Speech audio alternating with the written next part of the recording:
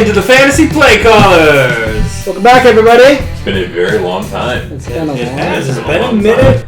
There is an off season for the NFL, which means that there was a little bit of an off season for us as well. We did take some time. We need a break. We need a break from each other. I mean, we're still working. None of us took a vacation. Yeah, exactly. At our real jobs. Because we don't have enough supporters. Like and subscribe below. Change that. I'd like to quit my job, please. Very much so, guys. Full time. No, we are glad to have you here. Thank you so much for tuning in to us. And we have a great show for you guys today. We're going to go through some news of, just player news for where people have signed, where the trades have happened to. We're also going to go through, the free agency breakdown, the people who are still left in free agency, where we would like to see them land, where we think they're probably going to land. And a lot of this is educated guesswork, of course. There is big things going to happen over the next few days. Watch us and kind of see what happens. I think this is an exact science. I think that we're at that point, guys. You're going to bat, okay, if Dakota does not bat 100. Yeah, we got testing. No, so this is just kind of some fun discussions predictions and see what happens. About what's going to happen. So, In the meantime, there's been a massive amount of stuff that has happened. Yeah, that we really have to catch up on. We're actually very behind when it comes to this kind of stuff. Yes, I'm sure everyone has heard by now about the Aaron Rodgers news. If you haven't, then you've been living under a rock somewhere, or maybe in a dark room. Just like Aaron Rodgers. So Aaron Rodgers is definitely, maybe, possibly, for sure, but no one really knows, getting traded to the Jets at the moment. Yep. Possibly. At the time of the recording. At the time of the recording. This could literally change any time. Any minute. At any second, this could change. Jets players today seem to think it had already changed, and it hasn't, according to Ian Rappaport. So. I guarantee you that Elijah Moore and Garrett Wilson are absolutely celebrating. They already did on Twitter. Garrett Wilson already was tweeting that he's super pumped about it. Going from Zach Wilson to a Hall of Famer, going from Zach Wilson to any type of competent quarterback is a big deal. Yeah. Anybody on the free agency list that would have been signed would have been an upgrade from Zach Wilson. Absolutely. And you thought that we weren't going to trash Zach Wilson. Yeah, you are. You are. I know. We got to find a new thing for next year because he won't be relevant. He will not be. We can only be so lucky. He will not be. We can only be so lucky. No, so I mean, do we want to talk a little bit about we just referenced it, but what type of impact if he does get finalized for a trade, will that have on the pass catchers and the offense in total? What do you think he has left in the massive the tank? I think that it's, if I can speak on this one, I think that we saw with how young the talent is and how young their wide receiver room is, those guys are really, really good. And what they did with Joe Flacco, and Joe Flacco has kind of been, to not really find a better term, kind of a shambling corpse for the last few years. I mean, and we saw how good they looked when Joe Flacco was on the field. Aaron Rodgers still has, maybe a year or two in the tank. Yeah. He still looked decent at times. And with those kind of young guys, I think it's definitely going to elevate their game. I don't think that this is going to be like a Super Bowl team, but I think that they're at least going to get to where they need to be, which is winning. Yeah, no, I definitely think as far as if you are a Jets fan, like signing Aaron Rodgers is a big deal. Oh, for sure. I will say it will definitely help Garrett Wilson and Elijah Moore a lot. I don't know if it's going to help as much as some of the hyped Jets fans and things think it will. This is still a run-first team to me. This is still going to be a very run-heavy team. The 30 passes that you do get a game out, 25 to 30 out of Aaron Rodgers will be significantly better, and you can expect good things from Garrett Wilson and Elijah Moore. But I wouldn't expect Devontae Adams target shares from Garrett Wilson. But he's going to get a solid amount of targets. Or what do you think? Yeah, I think he had 83 targets last year as a rookie and 1,100 yards or over 1,100 yards with Zach Wilson half the time. So I think realistically he's probably going to be, I would say, in the top.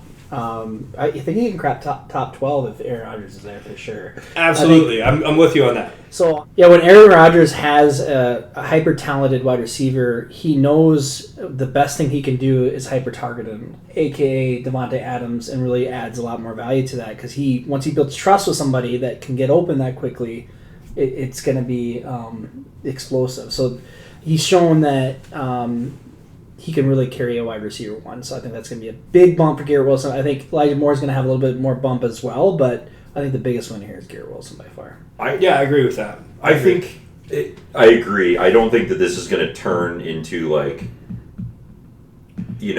what I would consider an elite wide receiving team with Aaron Rodgers on there. I think that it's going to be really good. But I think really like an indicator to 100% agree with what you said is look at his relationship with Romeo Doubs and Christian Watson. I mean, as he got more familiarity with Christian Watson, Christian Watson was hyper-targeted. He became like one of his favorite end zone targets. True. And I would argue that Garrett Wilson and Elijah Moore are like a higher tier Christian Watson and Romeo Doubs. I think that he's going to have a lot better of a time getting the ball into their hands. I think it's going to be easier. I think it's going to be more of a natural fit. Yeah, absolutely.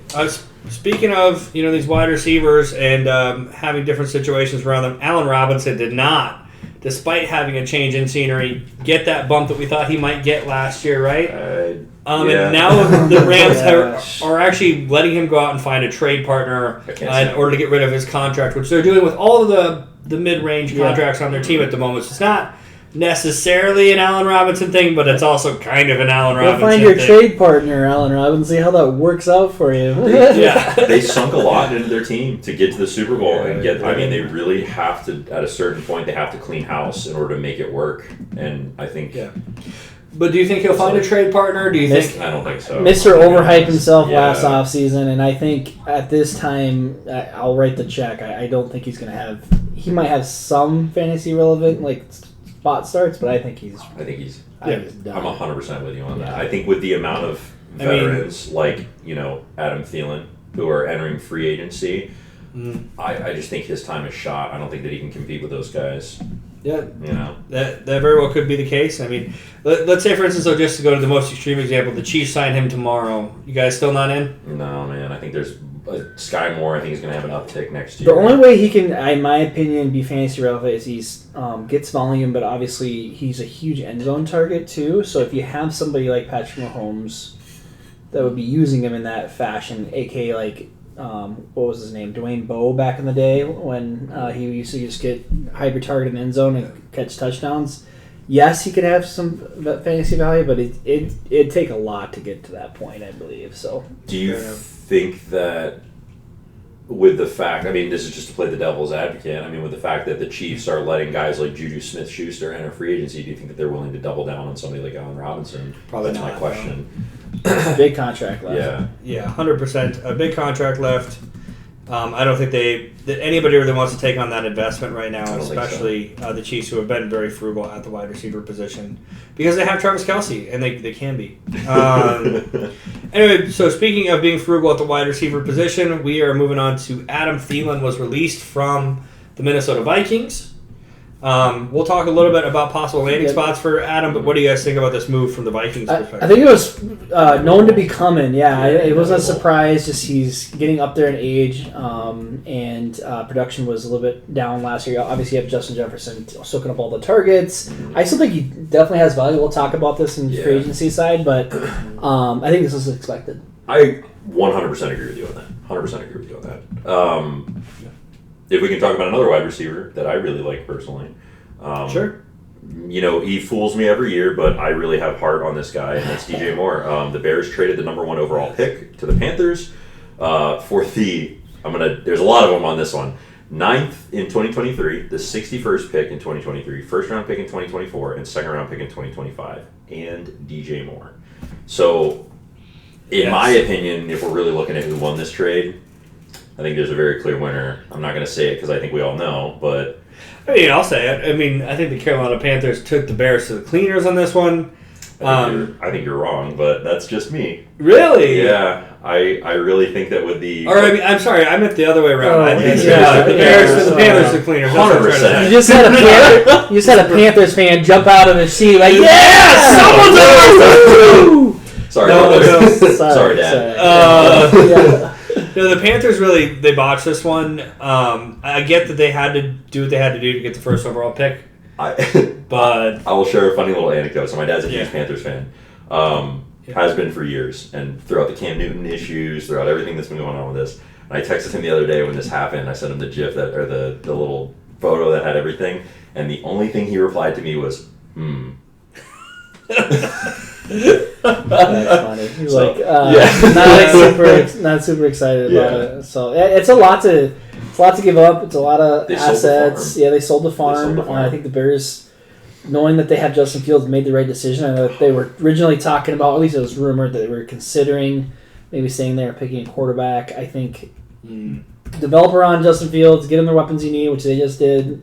See what you have. Well, they brought in a guy who really excelled the most under a quarterback who had a similar play style to Justin Fields, which was Cam Newton. Yeah. I mean, a scramble quarterback who can pass, but is really going to rush for. He's going to have a lot of rushing touchdowns, a lot of rushing yards. DJ Moore really excelled with him, so it's. I don't think that that's unexpected. No, I completely agree, and I think this definitely helps Justin Fields and definitely helps 100%. DJ Moore as well. Yes, absolutely. Yep. Keeping him. The Dolphins did pick up Tua's 5th-year contract option. I think we all kind of saw that coming. not He's just surprising. good to know, but They made it clear that this is their guy. yeah, They like yeah, him. yep. As long as he keeps his head on, literally. Yeah, as long as his brain stays Yeah, inside his skull. Right. He is taking jiu-jitsu classes in order to learn how to fall. Great, so he's gonna have torn ligaments and all that stuff in addition to the concussion. So you're gonna try to karate chop the ground? Yeah, so is he gonna choke out the DM that hits him? Like, I'm sorry, I just think it's funny. I think it's more of a PR move than pretty much anything else, but maybe it helps. Who knows? They should have taken him to like stunt double classes if they were going to do something like that. If they wanted to... That honestly would be better, or honestly, traditional wrestling is a lot more throws and different things, or there's even certain styles of wrestling, but that's neither here nor there. Yeah. But anyway, Daniel Jones signed a 4-year contract for $160 million. With a $40 million average salary and $92 million guaranteed. I have a lot to say about this one. I'm going to try to keep it very limited, but I'll let you guys talk first if you'd like to. I'll just jump in. Like, I think it's a lot of money for Daniel Jones. He definitely played well last year. He's got the rushing ability that's really adds to the value, and I think he played very efficiently last year. But I think this is an overpay. But you're in a position as the Giants is, if you let him go, where are you at, right? So they have a good team right now, and so they wanted to have security at that position. And good so team. They overpaid. In my opinion, they definitely overpaid. But Yeah. You're either that or you're sitting in QB purgatory. And it didn't work for them last year to get them to the playoffs, but getting this past is a that, lot of money for Daniel Jones. Here is my take on it, right? So Daniel Jones, like, there's big contracts that are searching around this year. There's there's two big ones that have already been conducted, or I guess three, and that's which we're going to talk about later. One is Derek Carr, Daniel Jones, and then Geno Smith. Those are the three really big ones. But there's also somebody else who's hunting for a contract currently, who I think is worth more than Daniel Jones. And who would probably be a better fit for that system, and who probably would get their money's worth. Who's that? That would be Lamar Jackson. Oh, sure. And I think that I get what Eli's saying is, like, they had a decent team. They really had to go with what they had. Keep what you know. It's better to have the devil that you know than the devil that you don't know. Yes. But with the amount of money that they paid him, they could have gotten Lamar Jackson. it's true. I mean, Lamar would have been more. And the other problem with But not Lamar much is that the more. Ravens, if you sign Lamar right now, right, you don't actually sign Lamar. No. You give the Ravens the ability to steal your contract, right, and then just keep Lamar. Franchise tag Daniel Jones. And this is one of the things that happened. One of the reasons why I think not a lot of GMs just kind of skip over to the Lamar thing are not going out and signing Lamar is because, like, if you're a GM, right, if I put together a great contract that makes Lamar happy and is good for my team and everybody wins, the Ravens are literally just going to steal it. Yeah. Doesn't fit their cap system though, because they do have a lot of issues with that. They have very little cap space. But if I have a contract that isn't good for my team, and maybe I'm overpaying Lamar Jackson, the Ravens then are just going to go, okay, well, give us 2 first-round picks. Thank you very much. Now go overpay our quarterback. And so it puts if you're at the GM, you have to be really confident that you can make a deal that is good for you, despite the fact that you're going to lose 2 first-round picks, and that the Ravens won't just take from underneath you, which is a difficult spot to be in. Yeah. as well. I have a really hard time looking at what happened with Deshaun Watson and with the contract that he got and what was given up for him and for similar guys. And I look at Lamar Jackson and I say, is Lamar Jackson worth, and what was given up for Russell Wilson, is Lamar Jackson worth the amount of picks that were given up for Russell Wilson? Based on what I would say, absolutely. I think that it's worth it. That's just my opinion. We'll talk a lot more about Lamar Jackson later, but I think that the Daniel Jones, they kind of had to do what they had to do. It makes sense, but I think that they had better options that they could have gone with. Yeah, I mean, I would be, if I was a Giants fan, I would be happier drafting a quarterback at the end of the first round than I would be signing Daniel Jones to this major contract. Yeah, to be honest. I agree. But especially with the fact that his last year is really the only notable year that he's had. I mean, for the couple years before then, he was a turnover machine. He is, man. And he would fumble. I mean, lots of fumbles, lots of picks, and it's just not. Yeah.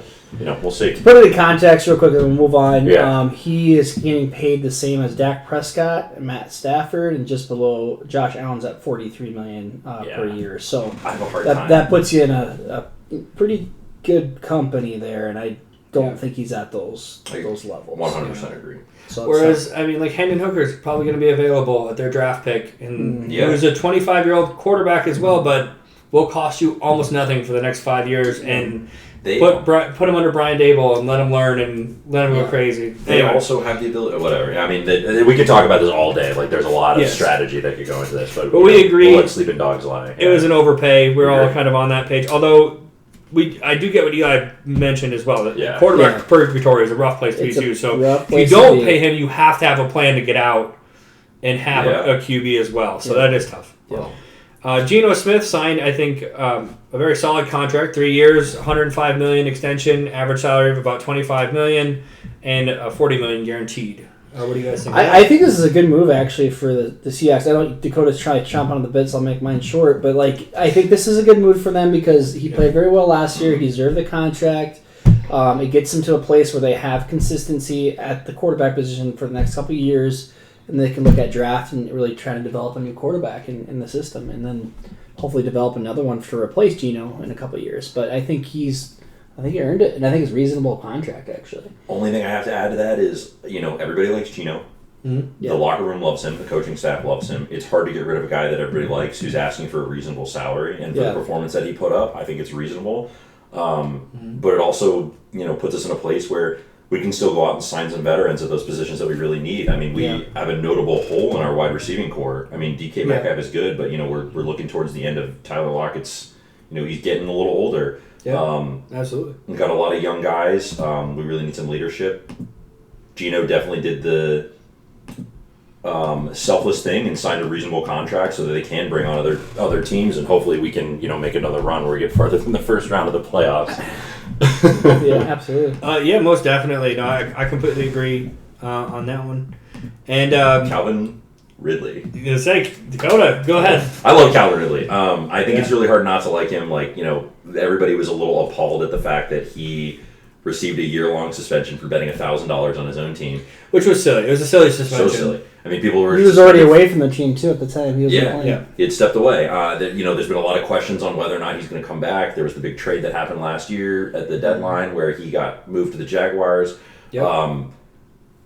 I think the Calvin Ridley stock is just going to keep going up. I think having time off really is going to do a lot of favor. I think he was injured in the last year that he played, if I'm not mistaken. He was.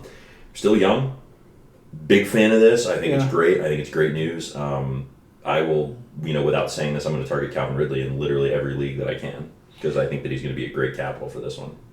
Yeah. So. I think it's really cool that he's back. I think he talked about it. He actually did an interview with, I forget who it was, but he had an article come out kind of talking about his struggles, and there's a lot of mental health issues he had to go through to get back with depression and stuff. And then that was one of the reasons why he said he bet on the game is kind of in this hole, and just you do whatever you want in that hole. But anyways, as far as the him getting back to football, I think he's a really good player. He's been away. Hopefully, he got his mental health straightened out, and he'll be a really good asset for the Jaguars. They'll have a pretty terrifying team coming in next year for Trevor Lawrence and that squad, and so. I think he'll have some good fantasy value, and I think Trevor Lawrence is going to be looking pretty good with all those weapons. Yeah, bullish for Trevor Lawrence, and bullish if you're a Jaguars fan for their probability of making the playoffs again next year. I mean, quite frankly, that offense is scary, and the division defense has pieces division's as well. not very good either. So he's missed a significant number of games in 2021, and he's missed the entire year of 2022, and he has 3,300 receiving yards. I mean, the guy is not a slouch in any imagination. No, absolutely. And Derek Carr, signed a 4-year deal worth $150 million with $100 guaranteed with the Saints there. Yep. I think the Derek Carr signing brings consistency to the Saints room, though. From what it was before with Andy Dalton and then Jameis too, but. I think it would be a big benefit to Chris Olave with having somebody to consistently throw the ball to him.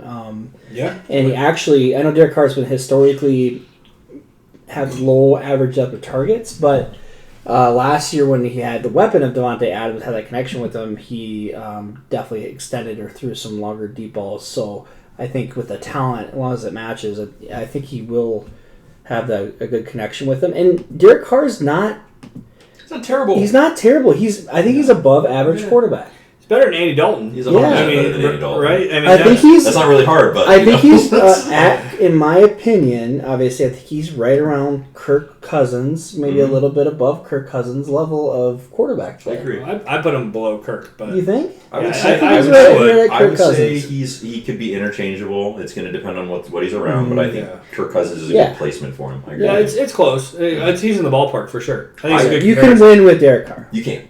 You could win a Super Bowl with Derek Carr. And he's not. And he's you guys not have a very good team. Yeah, he's not going to give up a lot of points. I mean, he was, when you look at like what happened. I mean, the reason why they lost those games was not because of Derek Carr.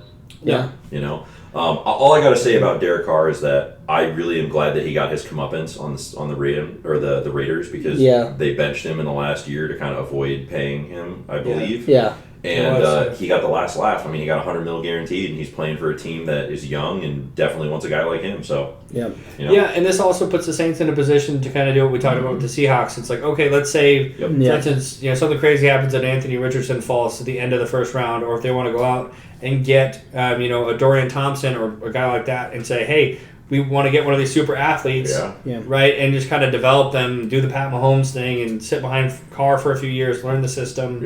Yep. They have the ability to do that now, where they really didn't before, and I think that's kind of where their team should be at. So I think it's really good for them. 100% agree. I could not have put that better.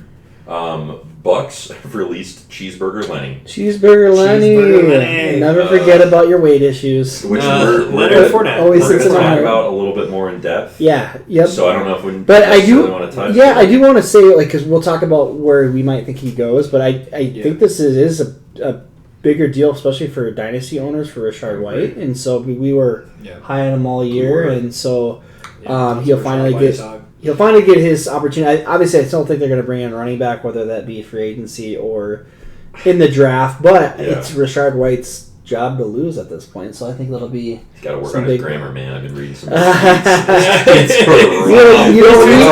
need grammar on the rock, Dakota. You don't need to run the rock down the field. He can read his team's name in the end zone. That's all he needs. That's all he needs to read.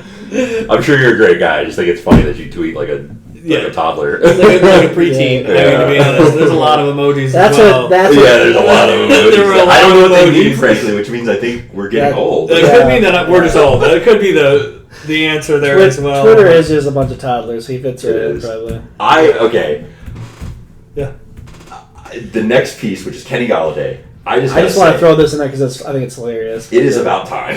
Yeah. It is about time. I'm sorry, Kenny Galladay. I'm sure you're a great guy, but dude, you finessed the Giants. You finessed the NFL. You got these huge contracts, and you literally did nothing. You never played. You never touched the ball. Yeah. Good on you. I'm proud of you. But the jig's up, bro. Yeah, you either fell off a cliff or you slept with a coach's wife or something. Yeah. Something happened. Man. I mean, nobody's gotten paid more for less since Albert Hainsworth or Brock Osweiler. He got the what was that's $17 true. That's a million good one. That's a good one. Dude. Yeah. Good for you guys for getting your money and dipping. Dodged the bullet. You did, man. Good for you guys for getting your money and getting out. Of course, it was the Texans. Yeah, of course it was the Texans. Yeah, 4 years, $72 million. He signed last year on the free agency for $40 million guaranteed. So he got that $40 million no matter what. And he caught I think it was eight balls all year. It was. I'm pretty sure it was less than that. I'm sure he had good job, Kenny. 20 yards. It was 6. Yeah, it was 6. Shout out to Kenny Galladay's agent. If you need clients, let us know. We're here. We'll happily pay for your services. And Kenny Galladay, I'm happy for you. We also take 10% of that contract. We're not taking. Yeah, exactly. We're not greedy here.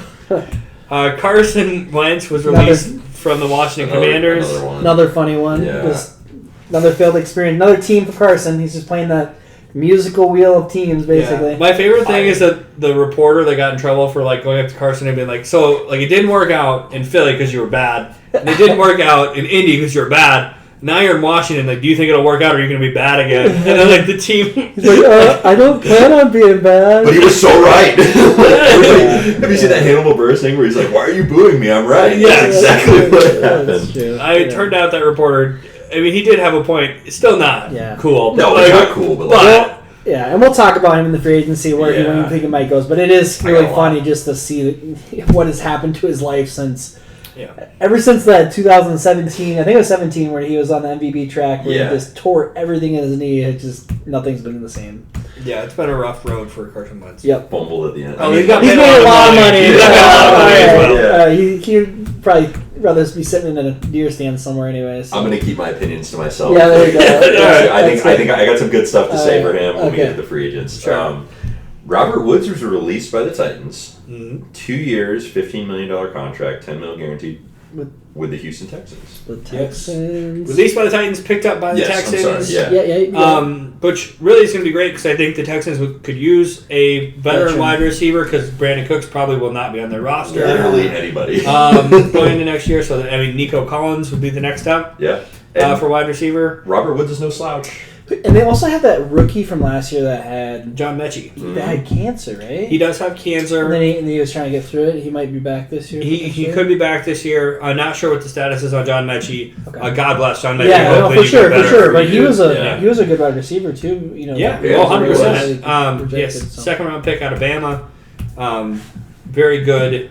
Just all around player. Could play outside. Could play in the slot as well. Mm-hmm. I know this is not talking about him, but I think Brandon Cooks is still technically under contract, so he hasn't been released yet. But I think we anticipate that he'll be released. I think we're all the same. I think he's already been given permission to seek a trade. Okay. I also think he's made it very known that he doesn't want to play for them. And he does not want to. He was very clear that he did not want to play for the Texans. Although, with new coaching staff coming in and everything else, that could change very quickly. But as of the moment, last we heard, Brandon Cooks not happy in Houston.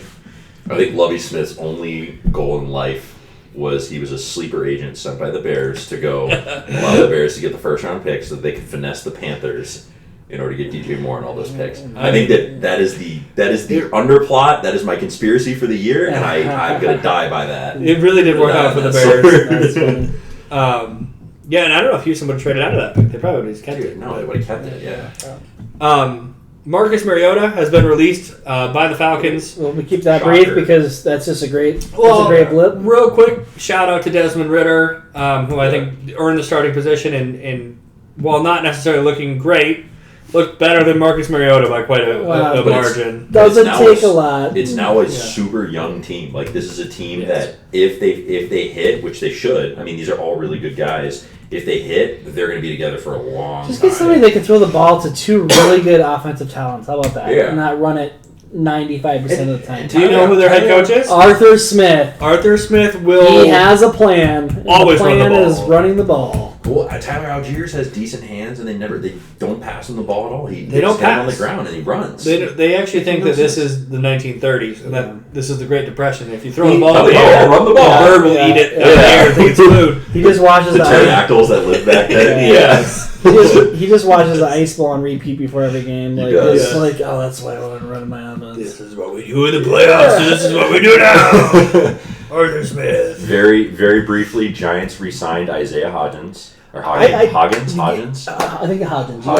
Okay. Yeah, but no, I think that's important. He had a really good stretch at the end of the season and was very fantasy relevant. Actually, obviously, 100%. I think they're going to bring somebody else in, but I think that's. I think having Hodgins as a starting wide receiver is a good game plan for the New York Giants. Aside Wan'Dale Robinson, and they'll probably bring in a third. But I don't think that bumps Hodgins out. I think that actually he could very much be fantasy relevant. Yep. And shout out to somebody who was buried in the depth chart, was given a chance, and he was released by the Bills and picked up by the Giants. Yeah, and ended up having an absolutely fantastic end of his season. Yeah. We hope to see more. We love to see that type of underdog story. It was really cool to watch. So I think this is great news, and I think awesome. He might be more fantasy relevant than you realize, and look for him as kind of a flyer at the end of your drafts. Yeah, he had the 9-catch, 105-yard game and a touchdown against the Vikings in the playoffs. I mean, he was. He's huge. He's 6'4", dude. He's a big wide receiver. He's got long arms. He's got huge hands. I think he's a great asset for them. Yeah, and turned out to be a very crisp route runner, which was not exactly expected. So no. I'll let. Who wants to tell this one? I got one thing to say about this. Okay, I'll tell people at home. Having 19 kids apparently is really expensive, even for a millionaire, because Phillip Rivers is asking teams to come back. He must have those kids. It probably cost a ludicrous amount. You got 4 kids. Could you imagine having 15 more? Get a clip, man. Just get a clip. Why you have so many kids? Plus, he's got he has 13 or 12 is the actual amount that he has? Yeah, I think it's 13. I think 13. I wanted to say 13, but I could be wrong. Oh my gosh, you couldn't pull out a parking space. Yeah, and apparently, and you got a lot of money in his last year with the Colts. Yeah. And apparently, he wants to come back. Dungarees and vans for his kids is just like draining his bank account. He wants to come back. I mean, it might have to do with the fact that you take that year off. People feel better, they heal up a little bit. I know he was saying he's a little shaky towards the end, but then he wasn't terrible. He just wasn't great. Yeah, I do think that you take a year off from football, your injuries are all gone, you have time to heal up, and people get the itch again. But I do think that if Phillip Rivers were to come back for a team, that I would rank him 34th out of 32 possible starting quarterbacks to start the thing I will say, if he does go anywhere, first off, one of my most hated players. I just hate his attitude on the field and he's whatever else is. But if he goes to a team for fantasy, one thing you remember about him is he dumps the ball down to his running backs like there is no tomorrow. He's basically one of the Matt Ryans because he can't move. He's old as dirt. If you remember in the Colts, that really added a lot of value to the running back. So something to keep in mind if he does come back. Let's just all hope and pray that he just continues to be a stay-at-home dad and really take care of his kids. He had a really good record. I mean, they went 11-5. He had over 4,000. He did do better than Matt Ryan. Yeah, and he had 24 touchdowns. I mean, he wasn't terrible. I know, but I don't believe in it. I got to say this, man. If Joe Flacco can get signed as a backup quarterback, Phillip Rivers can get signed as a backup quarterback, man. I think that's probably where he's headed. Anyway, moving on though. Sterling Shepard did resign a 1-year contract with the Giants as well, and could be that third piece outside of Isaiah Hodgins and Wan'Dale Robinson.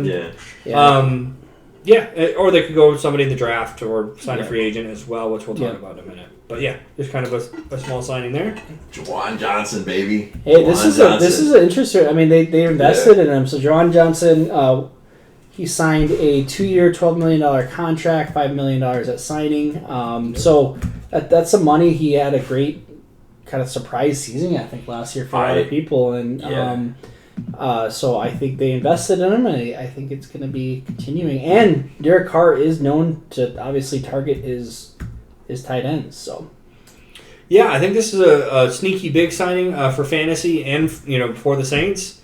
I think they have a really athletic group of wideouts. If you count Juwan Johnson as a wideout and as a tight end, but he'll play the receiver role a bit as well, more of a receiving tight end as well, and very fast for a receiving tight end. Yeah. And you pair him with Rashid Shaheed and Chris Olave, and they can stretch the field with just about anybody. Sending those three deep. So 12 yards. It's interesting, and it kind of shows what they're trying to do with Derek Carr, who throws the ball deep fairly well. Yeah. And then has those 3 targets. I mean, 12 yards per per reception last year. That's no slouch whatsoever. And he had 7 touchdowns. And considering that he didn't really start until I would say probably about mid-season, that's pretty good. Could be big things coming for Joan Johnson. Yep. And definitely a sleeper tight end to grab. 100%. I mean, if you're going no tight end early, he would be a great one to grab towards the end of the draft. Later. Absolutely. So, Jonnu Smith was traded from the Patriots to the Atlanta Falcons. Jonnu Smith also has a massive contract. I believe it's around $15 million. Yep. Huge. Yeah, huge. He was signed as a free agent like 2 or 3 years ago, and it was he was with the Titans. with Hunter Henry at the same time with the Patriots. Yeah. Actually, they both signed him to these giant contracts, which had never really panned out for him. Well, he had a solid year with the Titans. They traded him and put him with they didn't trade him. They released him free agent, and he went over to the Patriots, and he just kind of was. So I think for this, for fantasy purposes, is that it's more on the blocking side because it's Arthur Smith number one, but number two, Jono is a big tight end, 6'6". Yeah, and he's good at blocking. Yeah. So I think what this means is that you're going to see a lot of 2 tight end sets with Kyle Pitts and Jonnu Smith on the field. I don't think this hurts Kyle Smith as much as some people on Twitter seem to think it will hurt him, because I think Kyle Pitts plays a very different role than Jonnu Smith. Yeah, I also think the bar was set. Kyle Pitts is he winds up in the slot a lot of the time, and he's out wide a lot. Like, he doesn't play the traditional tight end role, so I think Jonnu is going to play that, and Kyle Pitts will continue to do what he does. It's also hard to do worse than he did last year, and I don't think that it was. The fact that he got injured and the fact that they just never target him. Well, when you throw the ball 20 times a game and your quarterback has a 40% completion rate, it's pretty bad. You mean Marcus Mariota was bad? It's pretty bad. If you'll notice, Kyle Pitts was out at the time. When Desmond Ridder got in, Drake London's numbers got a lot better. Yeah. And I think you can expect a bump there, but we'll kind of talk about that as we get closer to the season. So Jimmy G. Jimmy G got his. Raiders, what in the world? The Raiders, which is weird. Yeah, no, I think it's actually perfect. Well, it's like the Spider-Man meme. Like, it's like Derek Carr pointing to Jimmy Garoppolo. Yeah. Like, it's like, oh no! I could not disagree more. You think Jimmy Garoppolo is a huge upgrade from Derek Carr? No. In that system, I think Jimmy Garoppolo is a huge upgrade to Derek Carr. Derek Carr is a big-armed quarterback, right? That likes to throw the ball downfield. Jimmy G. Josh McDaniels is his whole thing is all these little option routes. Let's get guys open in the slot. Let's throw seam routes to our tight end all day.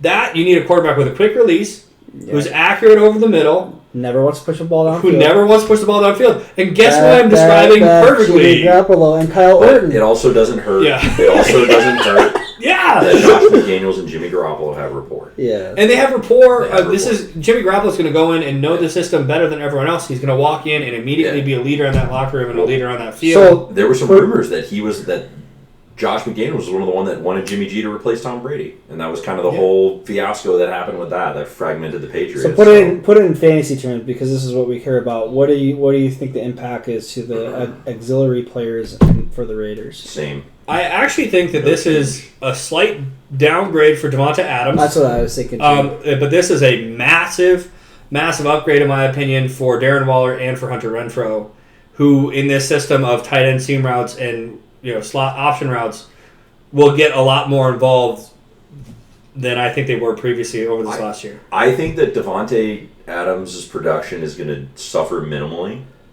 I think that guys like Hunter Renfrow and Mac Hollins are going to go up a little bit, but it's not going to be a significant increase. I just think that they're going to spread the ball around a little bit more.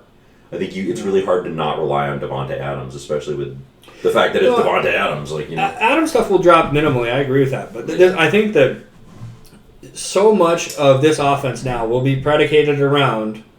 I mean, think about the old days in New England. Josh McDaniels was the guy that was designing these 2 tight end sets for Gronk to be great and to have Julian Edelman and Wes Welker going over the middle. I mean, you have a Wes Welker type player on this team in Hunter Renfrow. You have a Jimmy Graham type player and Darren Waller on this team.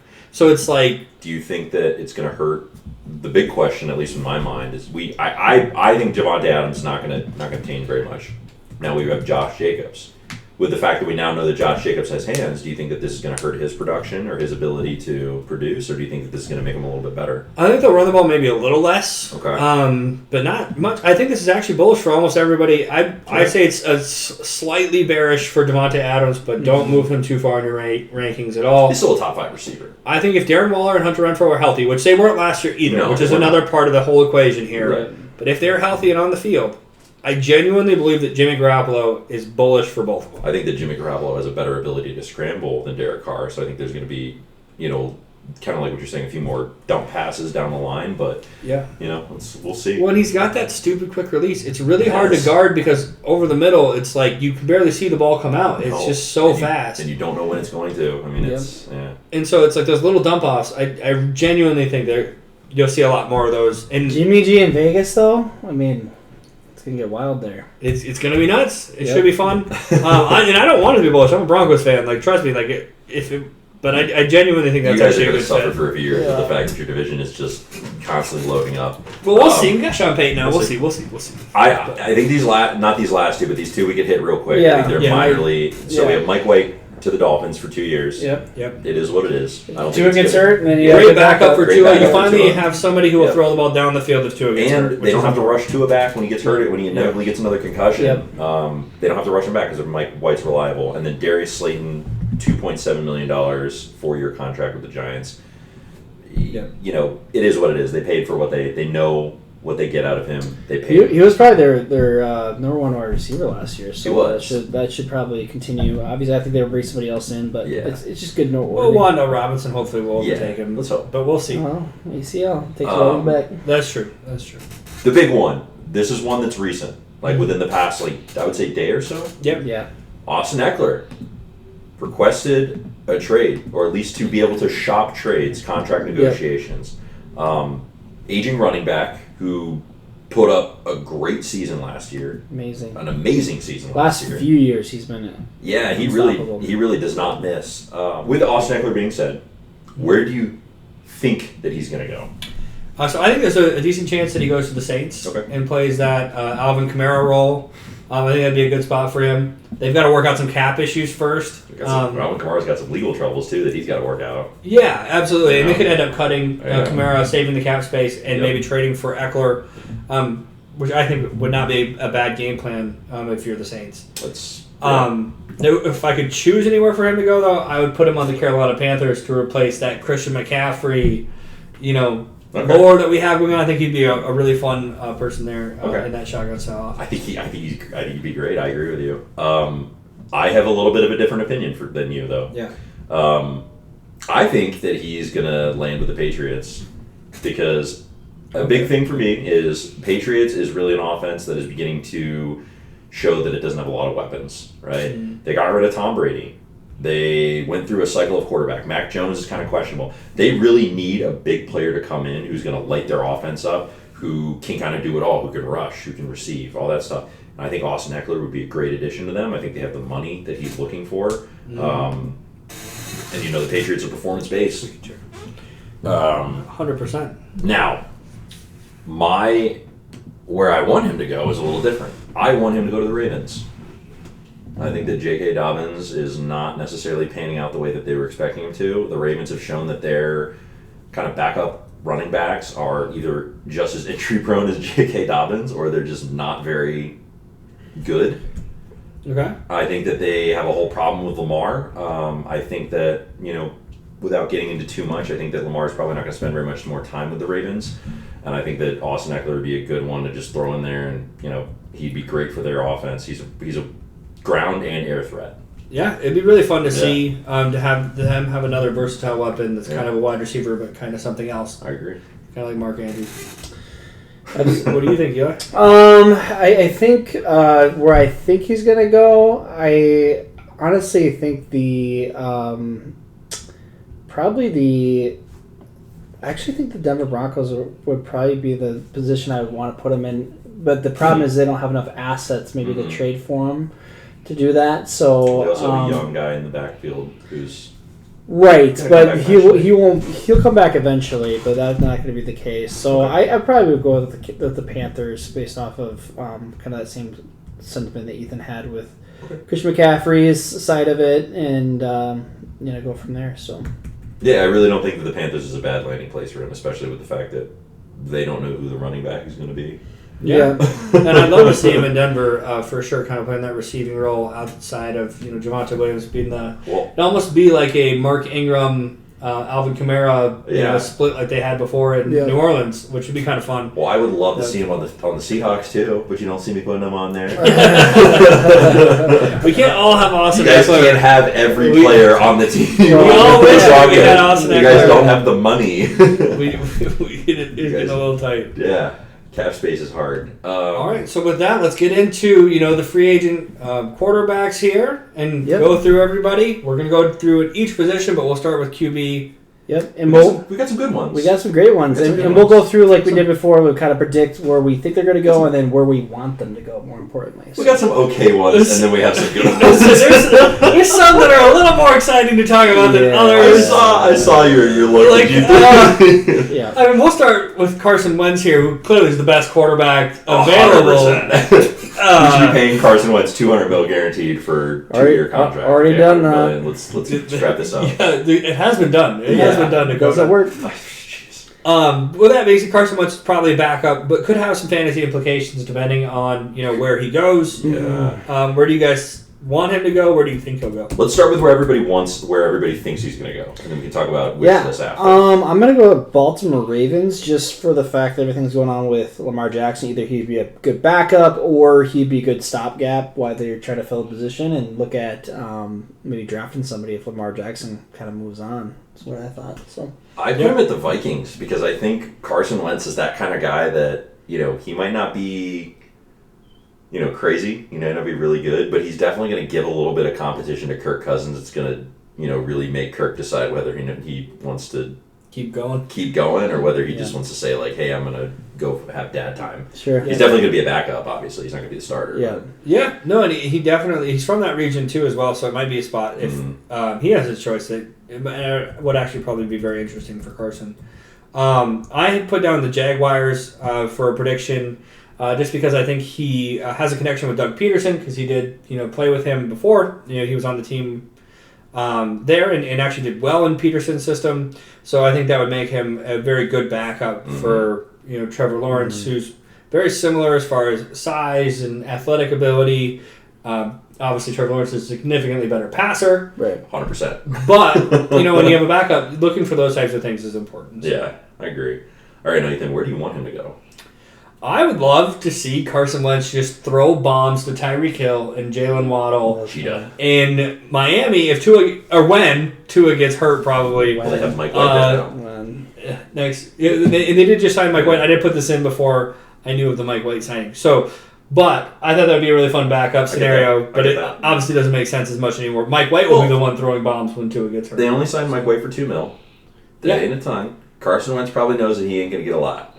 No, he's probably in that similar ballpark at this point, to be honest. So he doesn't need a lot after that contract. I'm going with the Carolina Panthers, just for the fact that they have a gap to fill, and I think it would be interesting to see if he could resurrect his career. I always liked Carson Wentz, especially when he was with the Eagles. Last few years have been really bad, but give him another shot, see what happens. All right. Carson Wentz, I have some advice for you. Okay? This is what I wish for you, and this is no harm, no maliciousness. Okay, I want you to retire, and the reason why is because I think you should take a hint from Andrew Luck or Alex Smith, another player who was ended his career on the Commanders being injured. Dude, you're hurt all the time. You are so injury prone, and like there comes a point when you've already made a lot of money, like you got paid. And it might be time for you to just hang up the cape and say it's over. And I really think kind of you closed out the season that way. And I think that, unless you really want to be a backup, I think it's time for you to just go out on top. Go out saying that you were starting quarterback. That's just me though. I don't think anybody's going to sign him. That very well could be the case. Yeah. I think there's a decent chance he gets signed for a backup role. But he could end up in free agency purgatory as well, in which case he probably would hang him up. I think that's the height of what will happen. Yeah. There's a decent chance of it. I could see it going either way, to be honest. Yeah. But yeah. Speaking of quarterbacks that may or may not deserve a second chance, Eli, let's talk about your favorite quarterback in the history of the NFL. You mean a fourth chance? Baker Mayfield. Hold on, let's make sure they know. It only takes 6 games to get you most hyped ever for a quarterback in a season. Because that's what he's living off of for the last 4 or 5 years. And all the reason people keep signing him. He had 4,000 yards in 2018 or whatever it was. I think he got a bum rap from. I get who they got with Deshaun Watson. I get who they replaced him with, but fourth chances, man. How many people are actually getting fourth chances? Not a lot of people. And he had a stacked wide receiver crew that he couldn't do anything with and would miss all the time. So don't give me that 4,000 yards bull crap. Him and Odell had some weird stuff going on. They were not. I don't know if I just assume that they hate each other. They're hitting on the same girl at the bar and they got into a fight over her. Is that a true story? I was gonna say. I'm like, I believe it. I would believe it. Yeah, but you believed it because they did seem to have real problems, and they're both, in my opinion, at least somewhat talented. Eli would disagree on that with Baker. Nope. I mean, I do think Baker is actually I just have eyes and can see him play, so that's the whole reason I don't think he's very talented. That was a decent passer at times.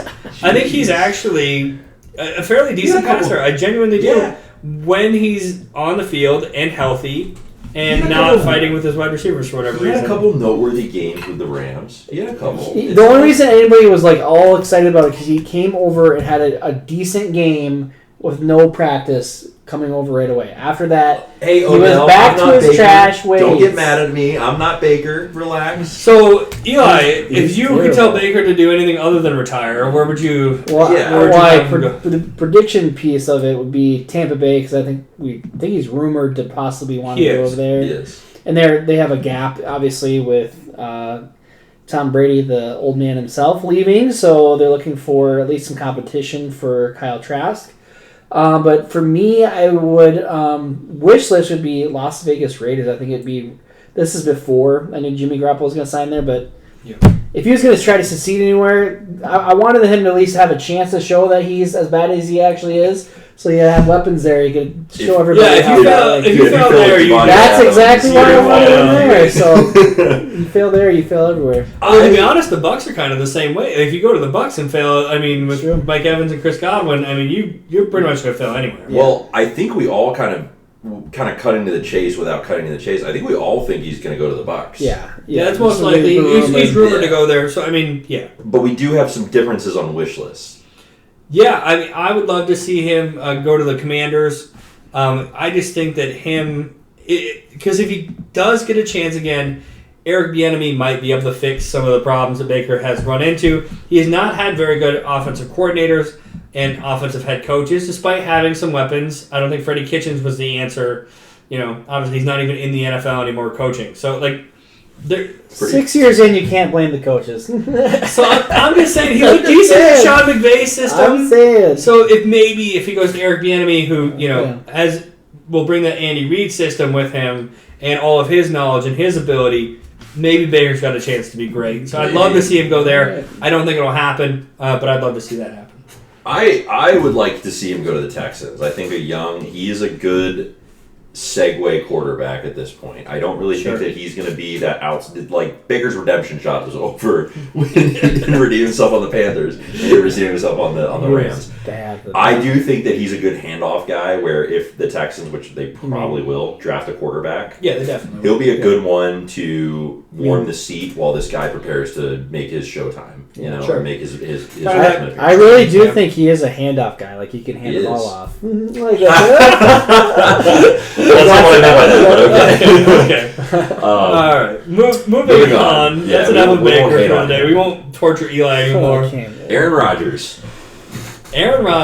Guy's been a Packer his entire life. We'll skip the prediction part. Yes. Because we all know where we think he's going to go. It's the Jets or nothing sort of for Aaron Rodgers at this point. Jets are retired, basically. It's from what it seems as far as the rumors are going around. So I guess we'll just talk real quick about, because we already did talk about the fantasy impacts of him going there. What do you think the fantasy impacts of the Packers on the flip side of things, since we believe he's going to the Jets? They seem to like Jordan Love, which I'm going to be honest, from watching some of Jordan Love's games, kind of surprising, but he seems really honestly.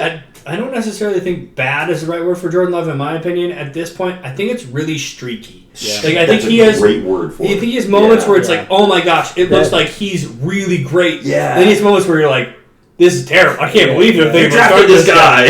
Like, you know what I mean? And was it the last game of the season where he came in for the Rodgers or when he was injured or something? It wasn't the last game. He looked good that game. Yeah. They all say about the fantasy impact, especially with Christian Watson specifically, because I think that's probably the biggest fantasy impact besides Aaron Jones, I'd say. I do think because of Christian Watson's skill set, and he can take a slant to the house or really easily break big plays, that it has an impact because you won't get as much probably volume or consistent volume probably from Jordan Love, but I think you still have some good fantasy value even with Jordan Love because it doesn't take much for him to have fantasy value. Jordan Love's only notable achievement when he was with the Packers in his last season was in Game 12 against Philly, where he came in for 9 attempts. He had 6 completions, 113 yards, which is pretty good on 6 completions. It was and 1 touchdown. It was like a drive and a half or something like that. Not And then I think because Rodgers was out for an injury and then he came back, but he looked pretty good. And I think actually Christian Philly. Watson. It was that touchdown. It had a touchdown off him too. Yeah. So. Yeah. No, I mean, I actually think that the Packers really do it the right way, and that they give these young guys a lot of chance to develop. Mm-hmm. And Jordan Love, especially earlier on when he first came in, looked bad. Well, but he's looked better as of late, and he seems, when he's on, he seems, even back when he was a rookie, when he was on, he seemed to be really on. So I do think that there is I think it's going to be okay. If you have Packers assets, I wouldn't panic. The sample size is really, Yeah. really small. That's the thing. It's like, Yeah. I got to play the devil's advocate and say, like, we don't know how Jordan Love is because we've really never seen him in a position where we can say, like, man, this is a great example of what he can do. We just don't know. Yeah. Agreed. And if that's the case, I would be holding on Christian Watson. I would be bailing on Aaron Jones just because of the age, obviously. And obviously this is a big decline, I think, specifically for Aaron Jones. Touchdown. We don't know how he's going to be targeted in the passing game. Aaron Rodgers loved him as a target, and then the touchdowns. Well, A.J. Dillon is also the overall offense is likely to suffer. It's very realistic possibility if it's not what actually happens. A.J. Dillon has proven that he can do both. Yep. And when he gets the time, he's good. He's younger. Can just crack watermelons with those ham hocks. Those hams, absolutely. So before we move on from Aaron Rodgers, man, my wish list for him is retirement. The last thing that I want to see for a guy like this is to go out like Brett Favre. Like, I get it. There's so much risk. Like, there's the reward is amazing. Like, they could have a Super Bowl season. They might. It's possible.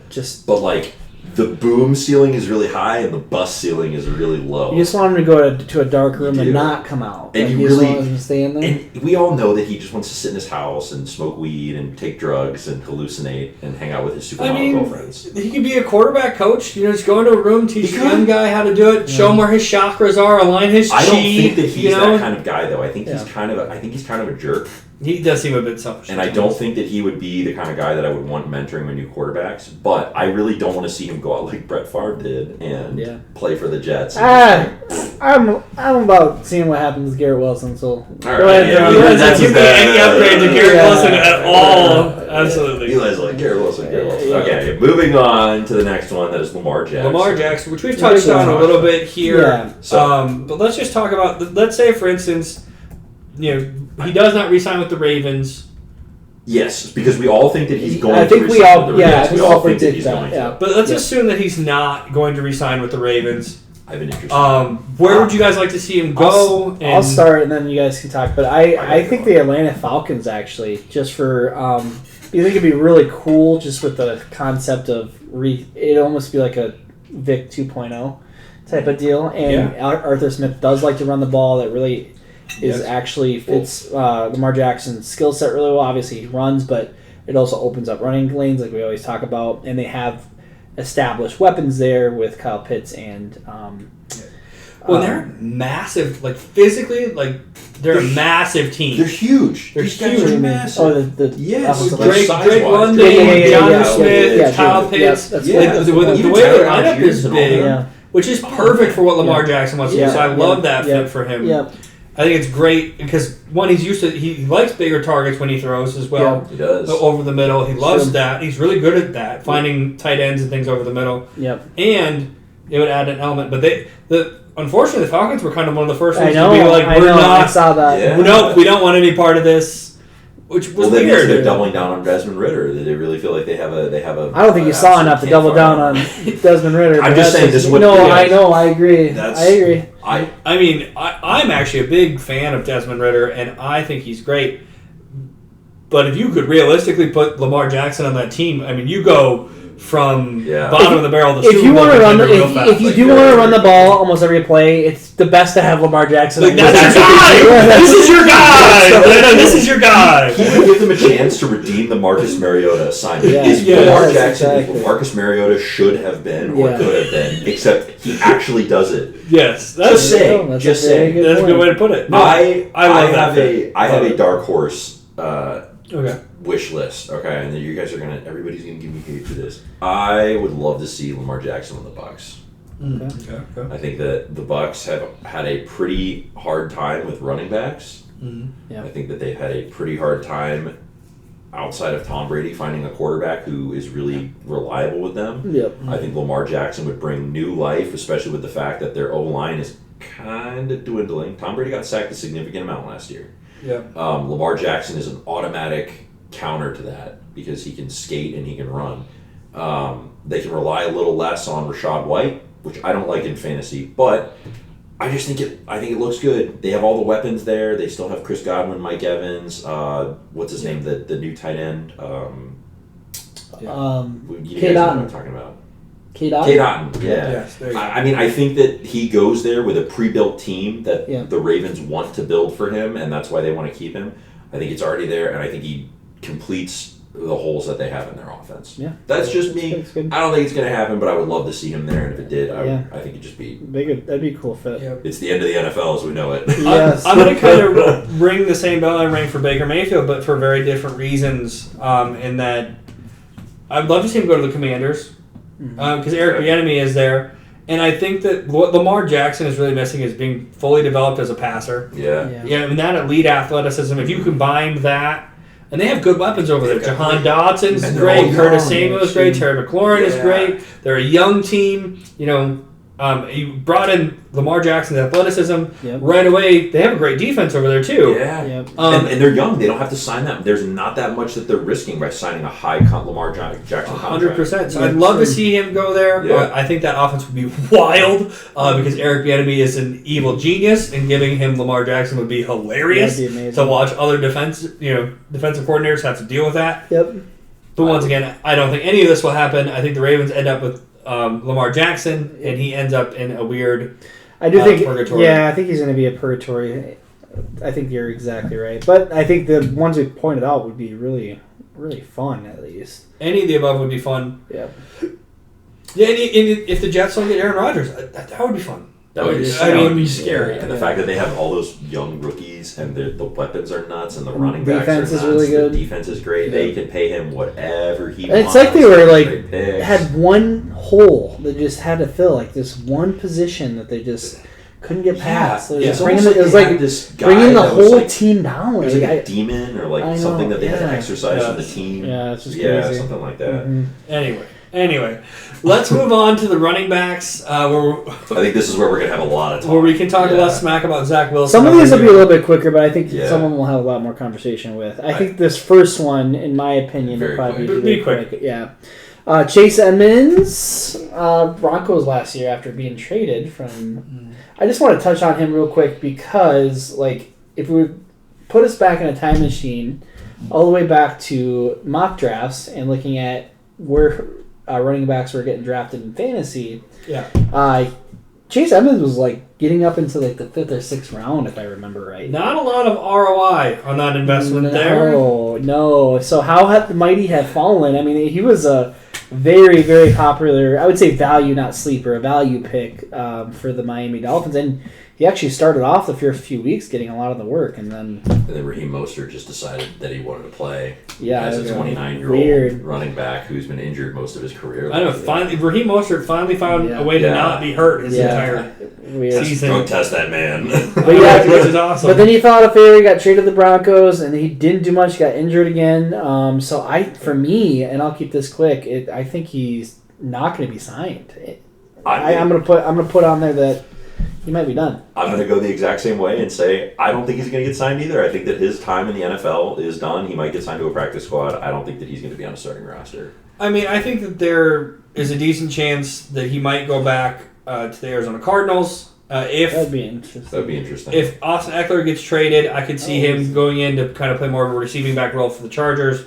He's 25. But he's not going to fetch. He is younger. He's not going to fetch a lot of money. No, it'd be very cheap. If anything, he's going to be on a 1-year prove-it contract somewhere. But they say for what was it, like $5.62 million? So they already know that he's not worth that, and that's not a lot for. Yeah, he'll get like the Juju treatment of like, sure, you've had some good years, but like we're not going to pay you for long term. Like you want to come in and do a prove it. No TikToks. Come do a prove it year. I think for fantasy too, like the ceiling for him, not the complete ceiling, but I think the most likely outcome is he's a handcuff. Like I agree. Like barring he goes to a maybe place, a third string handcuff potentially. Yeah, barring he goes to New England or Arizona or LA for the Chargers, like those are probably the three places I think he might be somewhat interesting as a third down PPR kind of back. Yeah. Everywhere else, you can just ignore the fact that Chase Edmonds exists. He's going to use some weird garbage time. But very bad news for Keontae Ingram owners in Dynasty if he does sign with the Cardinals. Means I wouldn't have a lot of faith in him. Although Ingram did not have a good rookie season. They released Eno, didn't they? Benjamin, last year. Unfortunate. Moving on to the next one, who I think is probably one of the more interesting ones. I think we've all been kind of conspiring about this for a while, which is Kareem Hunt. Yes. Currently on the Browns. But he is... I mean, we kind of saw at a certain point with Nick Chubb that his time in Cleveland was done. I mean, Nick Chubb said, give me the ball. And he put the team on his back, and he did what he did. Yeah, Nick Chubb was a great back. It was weird, though. They utilized him in the last... 2 years, but prior to this year, quite a lot. And then this year, his utilization just completely dropped off a map, which is really weird. Yeah. But I think he was still efficient. So I don't know if they just didn't want to hurt him or whatever the case is. Well, I do think a part of it has to do with the fact that he did request a trade at the beginning of the season. Yeah, that's true. Well, so he kind of put himself, I think, more so in the doghouse. But they also shopped for a 4th-round pick. They were saying that's what they were. Was it a 3rd or a 4th-round pick? Yeah, it was fairly low. I mean, that's a low pick for a guy who I think is. I said last year when we were talking about this, I was like, I'd trade Kareem Hunt for a 3rd or 4th-round pick. I'd take him. Yeah, no, 100%. And I think he is actually still got some legs left in him. Because here's the thing: is like people always talk about age for running backs, which is important. Well, he's only 27. I believe he's 29. Is he 29 now? Okay. I think he's 20. I'm gonna look him up. Well, let's look that up. But people always talk about age for running backs, but a part of it is also carries. And Kareem Hunt has been in a timeshare his whole career. He's 27. He's 27. Okay, so he's actually younger than I thought, which is good. So he's only 27. He's been in a timeshare his whole career. I think he's still got a few years left in him for sure. Yeah, I agree. So wherever he goes will benefit. Where do you? Okay, so let's start with this then. Where do you believe that he is going to go? Mine's going to be both where I think it's going to go and where I want him to go. Okay. And I know it's obviously a hometown or whatever fan bias, but I really do think that it would work out for both him and the Broncos for him to sign, just for the fact that they need somebody to fill in for Javonte Williams. I don't think Javonte's going to be fully operational until probably closer to mid-season based off of the injury that he suffered. 100%. And so he comes in and can carry that load right away for the Broncos. And then even when Javonte comes back, can kind of bring him in slowly. And then it'd be a good one. Yeah, 1-2. He's a good backup to take some of the weight off of Javonte Williams to give him some time to actually get back to where he was. I could see that. Yep. Ethan, yours is actually the same for both of them. It is. It is the same for both. I find it weird, but yes. I absolutely love this fit. I think this can happen. So the guy that drafted Kareem Hunt is a guy by the name of John Dorsey, who was with the Kansas City Chiefs. And then the Chiefs, after his off the field incident, cut Kareem Hunt. Okay. And John Dorsey was then the GM of the Cleveland Browns. Yep. And then he signed Kareem Hunt over to the Cleveland Browns. Yep. And now John Dorsey is not the GM, but he does currently work for the Lions as an executive over there.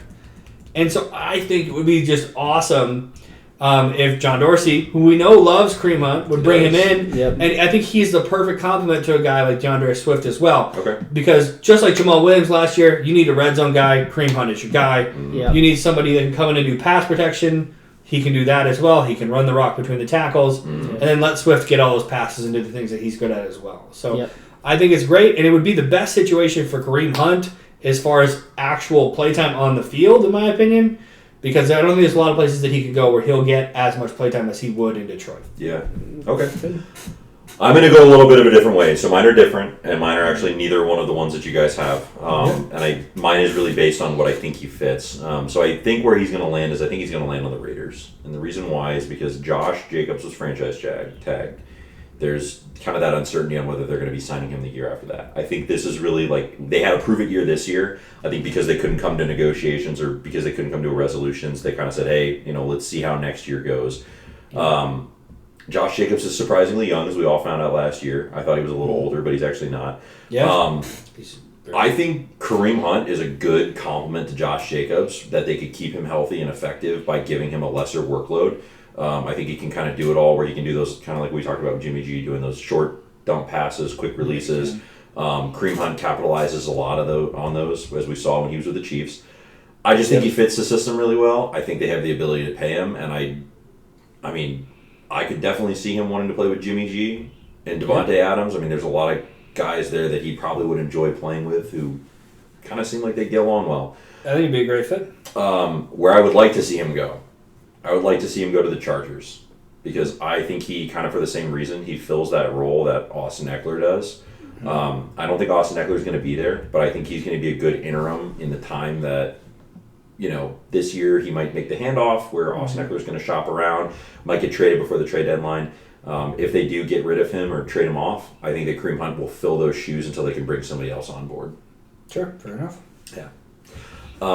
With that being said, kind of in the vein of Ethan's Lions, Jamal Williams, a guy who has really grown on, I would say, everybody over the last year. He's goofy. He's really good. Yeah. Didn't find his home when he was in Green Bay, but with the Lions, he really, he had the most rushing touchdowns this year, didn't he? I believe so. Yeah, he did. Yep. Let's start with where you think he's going to sign, because we all have the same place.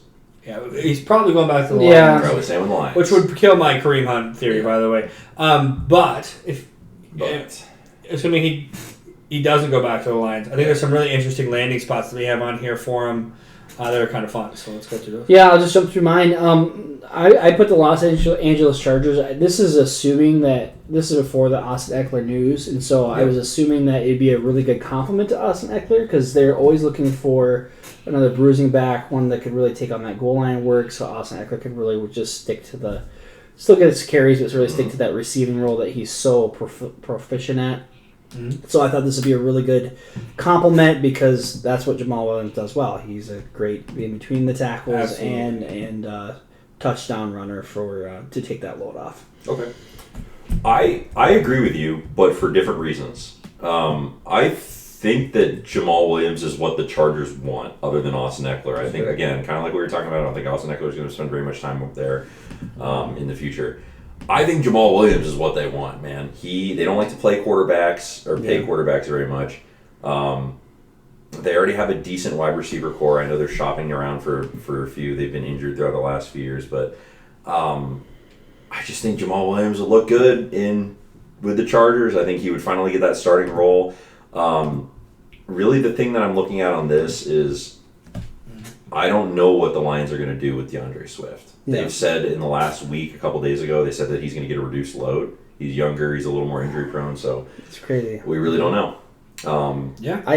That's so stupid with DeAndre Swift. It just seems like they don't like him for some reason. For no reason. Yeah. For no reason. No, absolutely. And shout out to DeAndre Swift. He's a Really great good. fantasy asset, and it's been really fun to watch. Yeah. But I actually have Jamal Williams. If I could put my wish list, I'd obviously bring Kareem Hunt over to the Lions. So I've got to bring Jamal Williams somewhere else.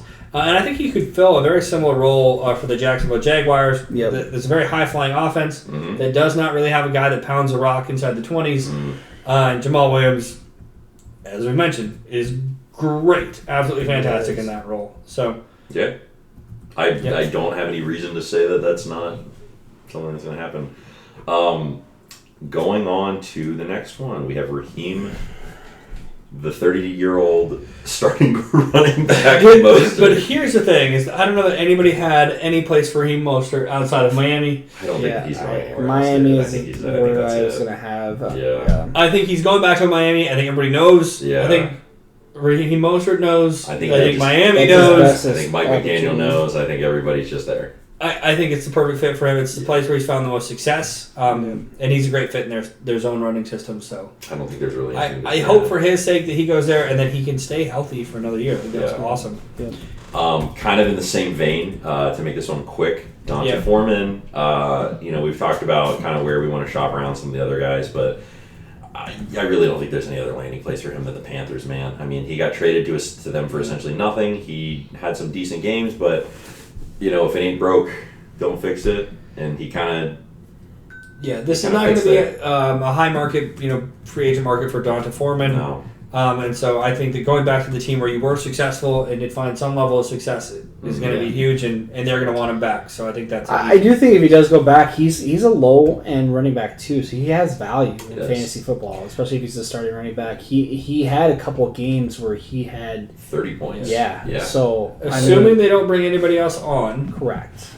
Yes, I completely agree. I think they will bring somebody else on, but I think he's a good running back. I think he's limited, though, in his ability to receive, and he's more just of a pounder running back. So. I agree. Yep. Somebody who we all love to hate, Miles Sanders. Miles Sanders. Yeah. It's not all his fault, though. No, there is some that it is his fault, but I think this one's a pretty widespread. Yeah, we have all different answers. Very different answers for this one. Where do you guys think he's going to go? So I'll start with mine. I actually think he's going to go to the Buffalo Bills, is what I had predicted. The Devin Singletary is going to be he's a free agent. I don't think they're going to bring him back. Miles Sanders has had some issues catching the ball, in his career, and so they haven't utilized him a lot in the Eagles side of things. And I don't think they're he can do it. I don't think it's his best asset. And so with being with Josh Allen, and you're not going to get a lot of passes from him because he was going to run most of the time. And so they need somebody to replace Devin Singletary that is still shifty, but it can do a lot of that down work, that first and second down work. Yeah. Miles Sanders is really effective. That's what he's best at. So I think it'd be a really good fit for the Buffalo Bills if they're willing to give him maybe a 1 or 2 year deal with not a longer term contract. With Naheem Hines and James Cook there for the third down work, I mean, for the first few downs, you do need somebody that's kind of more of a between the tackles runner somewhere. Yep. So I mean, he'd be good. And they like those shifty, fast running backs, which Miles Sanders is big enough to do that, but he's also shifty in like the Devin Singletary type of role. So I'm a big James Cook truther, so I don't necessarily agree with the fact that he had a big truther. I think that as the season went on, he began to find his niche. He does everything really well. He's definitely going to see more play time in his second year. Yeah. For sure. Yeah. I think personally that Miles Sanders is going to go to the Falcons. I think the Falcons have a decent bit of cap space to provide. They can give him kind of that medium contract. Sure. Nothing too big, nothing too crazy. But I think he's a really good complement to Tyler Algier. I think that Miles Sanders, kind of like what you guys are saying, he's kind of that pounding back. He can do, big plays or turn little into a lot. Not as good hands, from my opinion. Yeah. But I think Tyler Algier has a little bit of a better hand, and also the fact that for some reason Arthur Smith likes to just run the ball constantly. You have Miles Sanders, 20 touches in a game. He's gonna do something. Yeah. So he's a guy that can consistently run the ball between the tackles. Yeah. And I think would do very well in that zone, running scheme. Yep. Agreed. And I've got him going to the Saints. Now they would have to figure out their cap space, which is always true for the Saints. Is that not a thing? But they do need some help with the running back position. So him and Austin Eckler would be a really fun combo. That'd be terrifying. There's 0% chance the Saints could afford it. No. But I think there's a decent chance he ends up there as well. Yeah. Instead of Austin Eckler. Yeah, I think that would be terrifying if they ended up on the same team. Yeah, definitely. Yeah. And then wish list side, so I talked about the Buffalo Bills. Although I think the Buffalo Bills would kind of be at my top of my wish list too, but I actually think it'd be really cool to see him on the Cincinnati Bengals as a Joe Mixon replacement, because I think he's going to be released here in the next couple of weeks as a cap casualty. So they need a good replacement for him, and to see him in that type of offense, he's a casualty. Be able to get a lot of touchdowns and. Maybe they'd actually use him in the receiving game, like in a Joe Mixon role. He would have a lot of value for fantasy, so I thought that'd be pretty cool. Joe Mixon kind of shot himself in the foot. Yeah. On this one, he almost shot somebody else. in the foot. Yeah. He was a casualty of his own shooting. With that stuff, just like in general, I mean, there's a lot of running backs that could go there. With the fact that I really don't think that there's any way that the Cincinnati Bengals keep Joe Mixon. Yeah, I agree. I think that there's a lot of people that could fill that. They were considering cutting him before the incident, just for cap space. Yeah. So I mean, the odds that we make it all the way through free agency and Joe Mixon's still a Bengal, I doubt it.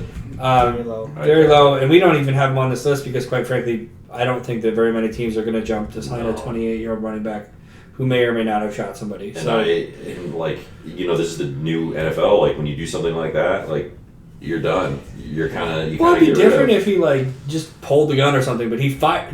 Once you fire the gun, at children. Children. And this is allegedly. We don't know that it was him. We don't know that he did it. But the kid ended up in the hospital with a bullet wound. So it's starting to look. I mean, on his property, from what we were told, allegedly. So, look, not great. Not a great look.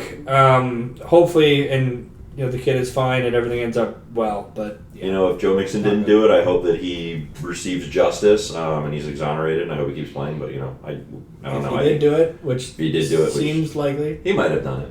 Then, yeah. I just, so for Miles Sanders, I kind of...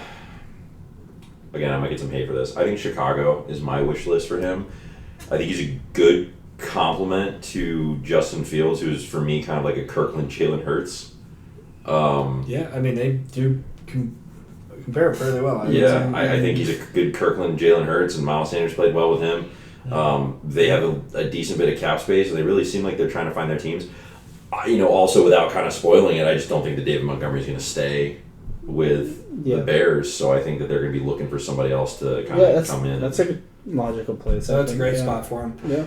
My wish list is the Saints. I really would like him to go to an offense that I think will be significantly better this year than they have been, and it'd be fun to see New Orleans kind of come back and give Derek Carr a real shot. So. Yeah. Okay. Perfect. Next, for Jerick McKinnon, I think this will be a pretty easy one for the most of it. I think Dakota might have a little bit varying opinion here, but I'll go for mine real quick. I just put, and I think Ethan did too, for the Chiefs, just the most value. He was very effective there. They put him in really good positions, and he's an older running back, so I would think they bring him back on a cheap deal. Yeah. So. Yeah, I think it's fairly likely he signs a team-friendly deal with the Chiefs. But. Yep. What do you think? So I my wish list and where I think he's going to land are the same place. Okay. I think he's going to end up with the Giants. And I'll say this because Jerick McKinnon plays a very interesting role where he can kind of do it all. Yep. But he's not super duper reliable. I don't think they're going to pay him very much. I think he's going to ask for a decent bit with how his kind of track record with the last few games of the Chiefs went. I think he'd be a good complement to Saquon Barkley, who obviously the Giants are going to keep Saquon Barkley. Right. As he gets older, to protect their investment on him, I think they're looking for somebody else who's going to be able to do kind of the same things, but not cost him as much. Take Saquon off the field a little bit, give him a little more time to recover. I think the Giants is a good place for that to go. The reason why I don't think he's staying with the Chiefs, and this is really the only reason why, is that the Chiefs struggle with this thing called cap space every single year. And with how Jerick McKinnon did in the last few games, I think he's going to ask for too much money, and the Chiefs aren't going to be able to afford him. Andy Reid is going to say, sorry, bro, Could be. Let's try to get the last payday. He did, if you remember, when he was younger, he signed that big deal with San Francisco, and he got hurt in preseason right away, and so... He did get a lot of that. I mean, he had a pretty good chunk guaranteed, so he's made some money. So maybe he'll come back on a good deal. But you're right. They're especially running backs are going to try to get the most money they can. Mm-hmm. So I just don't think the Chiefs can afford to pay him. I think that I think they'll outsource different options. So. And they very well might. And they can always do it with picks as a deep running back class as well, which is something to keep in mind, too. A lot of these teams that need running backs right now don't feel pressed to go out and spend a lot of money on them because there are a lot. This is a very deep running back. We've seen this already. Like, you see all these signings. We haven't really talked about the beginning, but they've been mostly defense, offensive line, and the quarterback. So we haven't seen a lot of other skill positions because the draft is right around the corner. So. Yeah. I think we'll see a lot of these guys get signed, kind of what you're saying, after the draft. We know where everybody's going to end up. And I would expect the wide receivers go first because this is a fairly weak wide receiver class, in my opinion. Weak, but a very, very strong running back class. Mm-hmm. So I think these running backs, this is kind of a mental note. Like, if your team doesn't sign a running back, don't panic. Don't panic. It might just be the best thing. There's going to be a lot of good guys on the field this year. Yes, a lot of good rookie running backs. Which was really not the case at the last draft class. It was very top-heavy. A couple good guys at the top, but not a lot. This is top-heavy. Jahmyr Gibbs and Bijan Robinson both look great. And then there's a lot of middle ground that they're going to make a lot of capital on those guys. There will be guys in the 4th and 5th round that will be starters still. I mean, from the looks of it. So, but we'll see. Next guy, who we've kind of discussed in very briefly, which is David Montgomery. David Montgomery. Yes. Pretty varying. I mean, there's a few duplicate teams. I really think me and Ethan have the difference on here. Yeah. I'll go first so you guys can talk about kind of a little bit different, but kind of the same type of deal. I want actually both. I want to predict where I think he's going to go and where I want him to go at the same place. Okay. It's the New Orleans Saints. Some of the reasons that we talked about before, Alvin Kamara is going through all this stuff. He'll probably be cut. They don't have a lot of backup. I think the backup to Alvin Kamara last year was Mark Ingram. Mm-hmm. So that should put in perspective of how desperate they're going to be for having a running back. And so now you got Derek Carr. You needed somebody to go in there to do that Josh Jacobs role, be a bruiser with the ability to catch. And Dave Montgomery has shown that he can do that. And so I think it'd be a good fit. I think it'd be put him in a good position. So I want him to go there, and I hope he does. Okay. He would get go back to his name from a different show, David Mopportunity. So he would get a lot of opportunities. I think that's the best way you can get fantasy value out of David Montgomery because he's good, but he's not great. So you need to have a lot of opportunity, and I think you'll get that with New Orleans Saints. Yeah, I can't say that I don't agree with you. I think that's a reasonable assessment of the whole thing. Be a great landing spot. Obviously, the Saints. As always, as we mentioned, would have to find a way to clear cap space. That's true. But they are. I think they're gonna try to trade Taysom Hill to clear a lot of cap space. Actually, but they signed Jameson. They signed Jameson Williams to $8 million 1-year contract. So that's another thing. I kind of, if I can, kind of cut into yours. Okay. I would like to see David Montgomery on the Eagles, kind of for the same reason that I would like to see.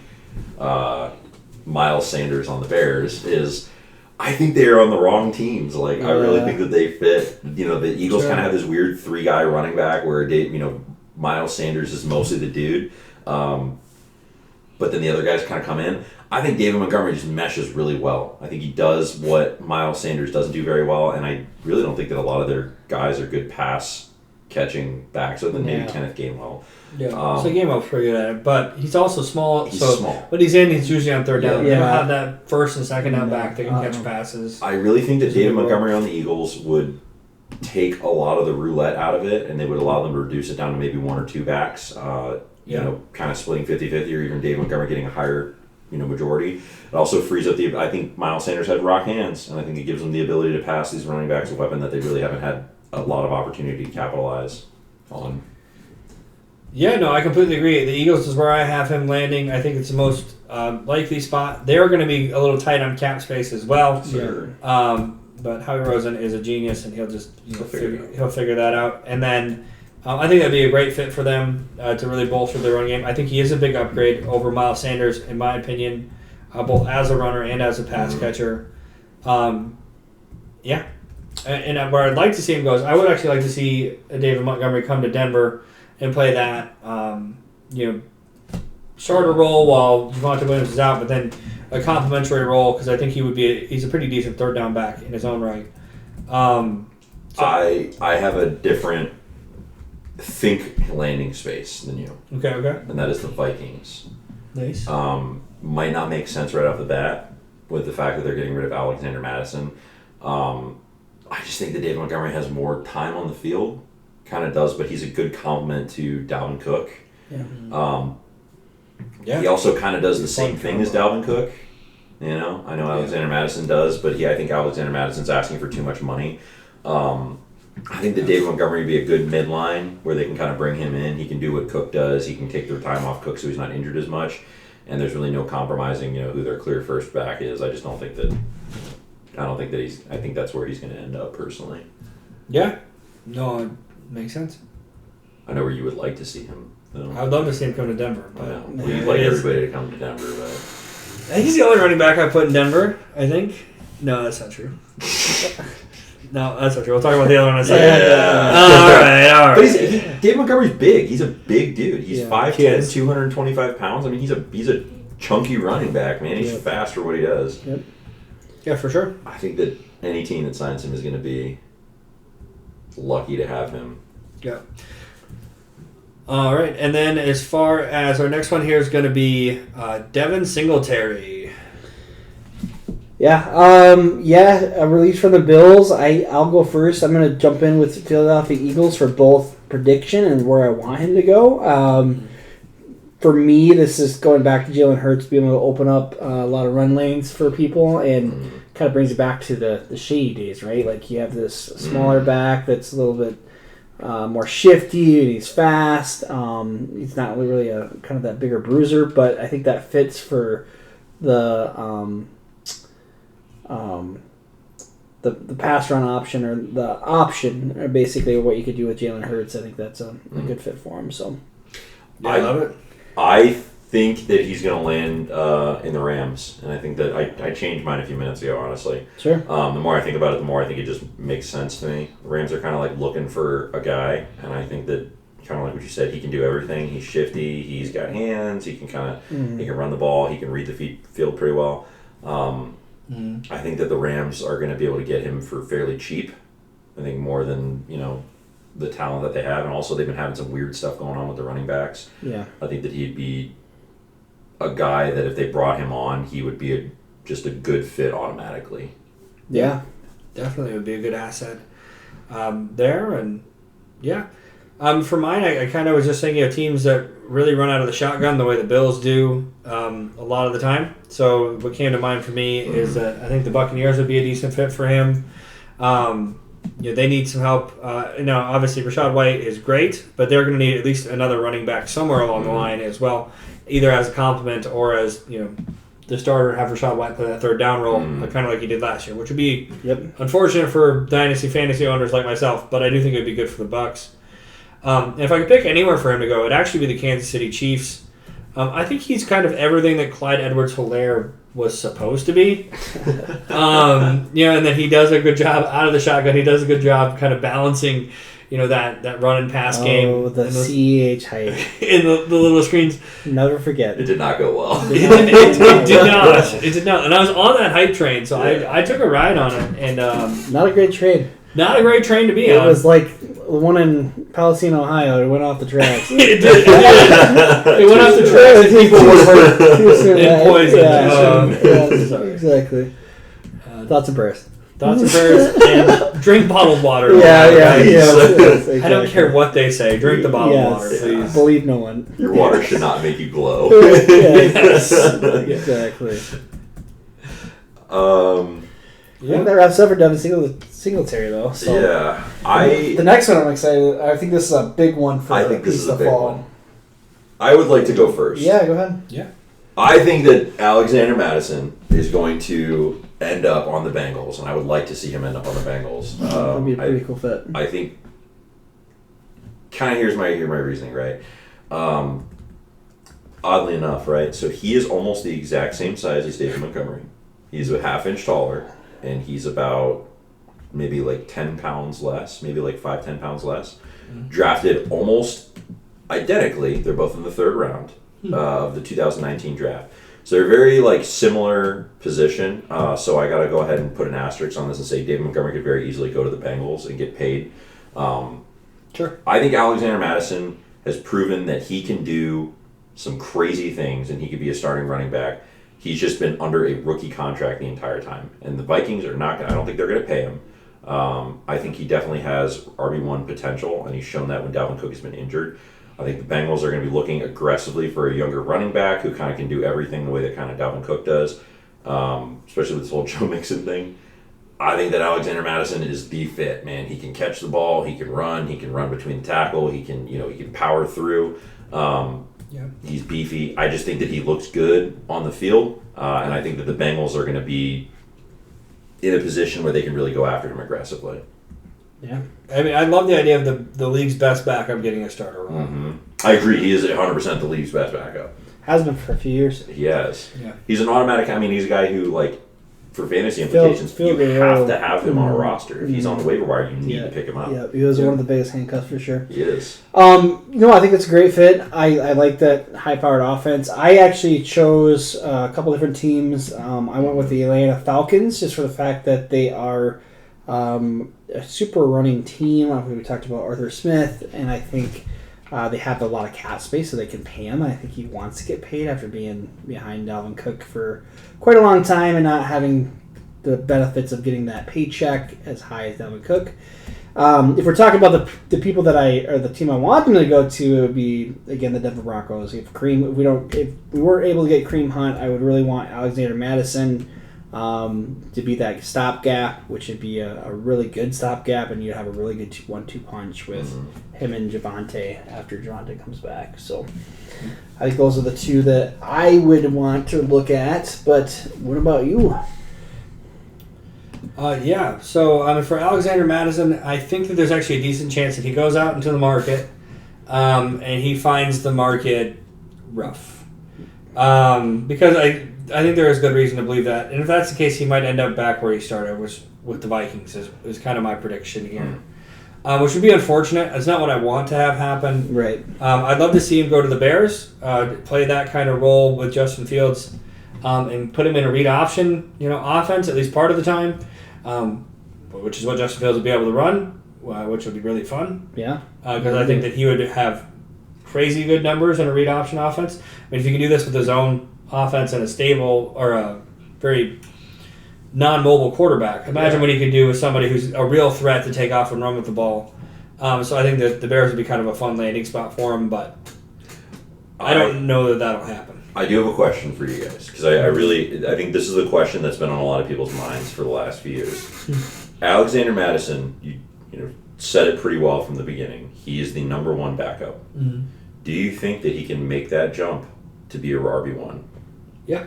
Yeah? Okay. In the right position, curious. for sure. Yeah. I actually think, to be honest with you, I think there's a lot of backups that could make that jump. I 100% agree with you. Given the opportunity. I think the running back position, and this is part of the reason why they don't get paid very much and get replaced very quickly, is that there are a lot of guys that can do that job and do it at a starter level fairly well. If you're Saquon Barkley or in the past Adrian Peterson, it's very difficult to replace. Yep. But those guys are very few and far between. They are rare. They are. So I think that takes us through Alexander Mattison. One of the little, I would say this is one that I really don't have as much of an opinion on, which is Damian Harris. Mm-hmm. Interested to see where you guys think he's going to land. Versus where you want him to land. Yeah, I'll jump in real quick. He's one of the Patriots. Obviously, had a little bit of injury history here recently. But when he's been on the field, he's actually been an efficient runner. And he actually does have pass catching ability. They just never really used him in that role, which is very interesting. But I put him on the Eagles for where I want him to go, where I'm predicting him to go, just for the fact that I think they're going to let Miles Sanders walk, and I think they're going to look at replacing him. And I think Damian Harris, with his injury history and his really lack of production last year, is going to be a little bit cheaper option for them. Mm-hmm. And so I figured that would be a nice little plug-and-play for the Eagles. I'm looking at kind of a side note, I'm looking at the 2019 draft and where a lot of these guys go, and all these dudes are third-rounders. Yeah. It is like that. I would say 80% of these guys who are coming up are all third rounders. Yeah, I think this next draft is going to be very similar in that It's way. You're going to see a lot of third and fourth round Yeah. running backs kind of come out and end up being perennial starters. Yeah. Almost kind of the way that a lot of the wide receivers that came out were 2017 and 2018. Like, Yeah. It's very interesting to kind of see everything cyclic. Yeah, it's very cyclical for sure. Yeah, so for Damian Harris, kind of for the same reasons you said for the Eagles, I think that Denver would be a good fit for him. They can get him for cheap. You're really looking for somebody to just fill that role while Javonte Williams is out. So if they're looking for a cheap option to sign for a year or two, on kind of a prove-it contract, which might be the best thing for Harris if he wants big money in the long run, he'll have a full opportunity for at least half a season to kind of take over a backfield, which he won't get probably anywhere else. So I think that'd be interesting. I have a little bit of a difference of opinion. I have him. I think he's going to land on the Bucs because I think he fits well. He's kind of like that interim dude. He might be a good kind of senior mentor to Rachaad White. Kind of a guy who, kind of like you said, he can kind of do it all. He's got a pretty solid, last few seasons. I think the Bucs have kind of bad luck with running backs and where they kind of get these dudes and they don't really perform at the expectation that they want them to. Yeah. And if they have a good combo with Rachaad White and Damian Harrison, they might have a little bit more productivity between the two. Realistically, where I would like to see him land, I would like to see him land with the Saints. I think that he would be a good asset for the Saints that they'd be able to get very cheap, or not cheap, but for a reasonable amount 100%. Where they don't have to totally rework their cap space and he fits into the system pretty well. Yeah, I actually think that's very realistic, actually, and would be a good landing spot for him. The Saints actually make a lot of sense for Harris to me.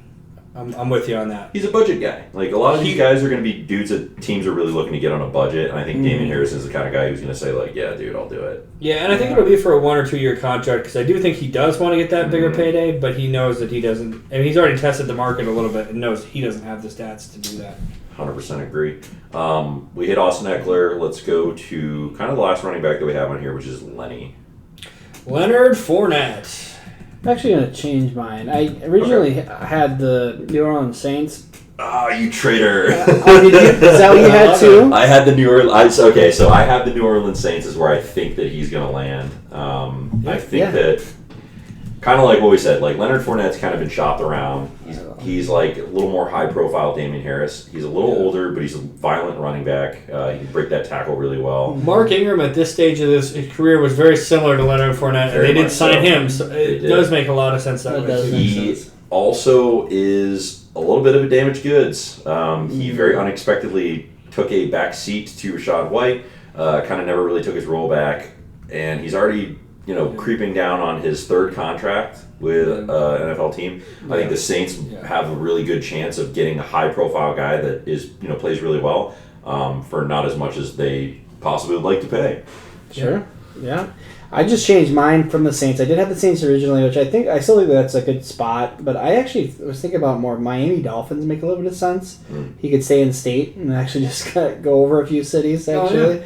From the Tampa Bay Buccaneers, so he doesn't have to move a lot. He's actually originally from Florida and played in Florida. So Miami's like the target to Tampa Bay's Walmart. Yeah, and they don't have a super established running game there, and they really do love to run the ball. So they've really been playing roulette with the running backs. They have been. So and he could be just another plug in the system, or he does have the ability to take on that 3-down role. So I thought that he'd be a good fit. I think that's 100% reasonable. And for fantasy value, if you have to beat out Raheem Mostert as your biggest competition, I think you're two aging running backs who run very violently and very well. Yeah, absolutely. I put him in for the Bengals because to me he just plays a very similar style to Joe Mixon. It would be like hardly skipping a beat. Yeah. You kind of put him in there, and he's going to plod forward for 4.5 when the offensive line blocks it well. And that's what he's going to do. And he can catch passes and screens when you need him to, and he'll do fine. But, he's going to run up the middle hard and hit the hole hard and does good in his own running scheme. Yep. It seems like a good fit. So absolutely. I would like to see him with the Falcons. I think that that'd be fun. I think he'd just be interesting. I think that he'd be a different facet of the run game that they don't necessarily have. He's very violent, kind of the third down or...